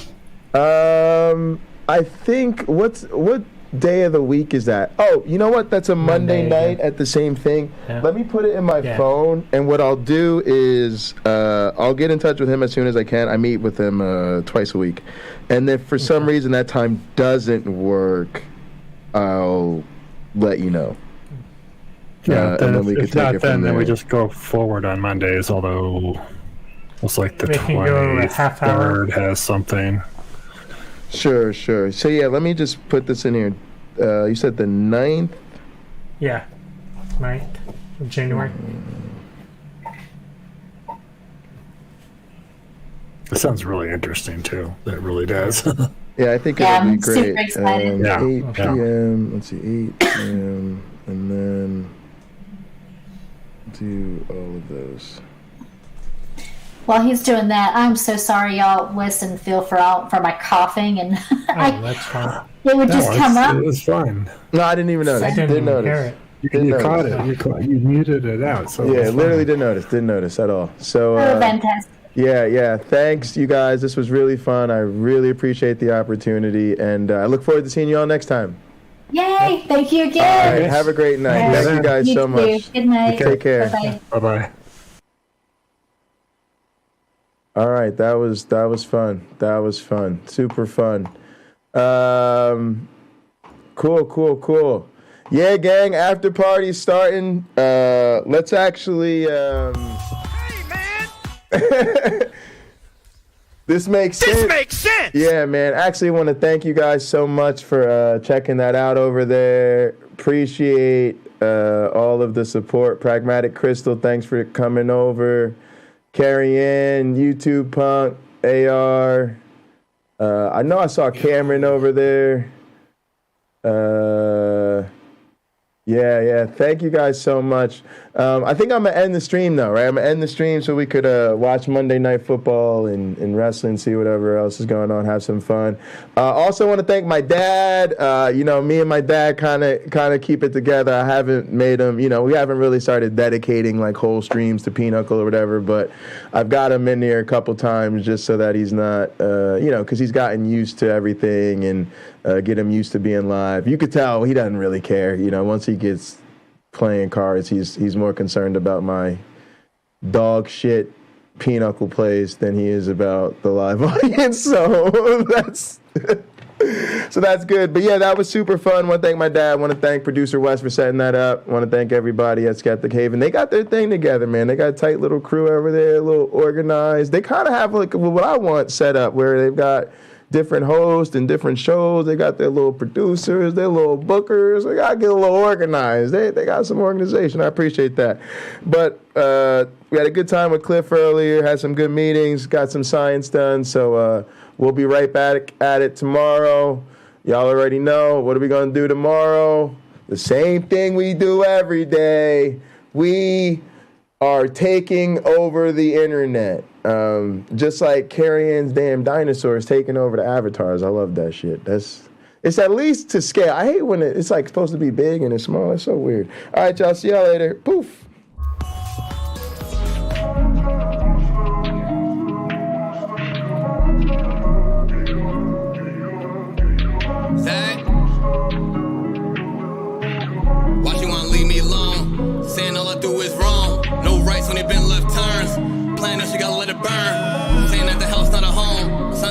heard it all before. Sometimes she don't wanna be alone. Most times she don't want me gone. She don't know I try my all. She don't know I sprung in the sun, but I'm going in the winter till we good to the fall. Remember how I told you I get it and I win. Now I'm got it, you ain't answer my call. Wonder if I've been moving too strong. Maybe I just been moving too boss. Really hate when the feeling get lost. Nowadays she just dodge my calls. In the game throwing laws like Paul. Young legend Miss John like Wall. And I wish you never met like Carl. Dick game lay it down like law. Made plans but you canceled them all. I was just trying to splurge in the mall. Now I'm home stacking bread till you call. It's time to roll. She tryna slide. We smoking Zah. Stop acting shy. Cause you a demon when I get between your thighs, girl. You like my rib, you know I need you by my side, girl. It's time to roll. She tryna ride. We smoking. Stop acting shy. Cause you a demon when I get between your thighs, girl. You like my rib, you know I need you by my side, girl. We smoking that side. I'm trying to get high. She said that she not ready for love, stop wasting my time. I got demons in my closet, I can't hide. I did all my exes wrong, they wish I died. Damn, I tried. They won't believe me when I say this. Oh my God, what a blessing. Hello Phoenix, that's my twin. I told these hoes they won't get my heart again, not again. Cause they went missing when I needed just a friend. They went missing, yeah, they all went missing. They don't want no smoke, they hit the blunt and started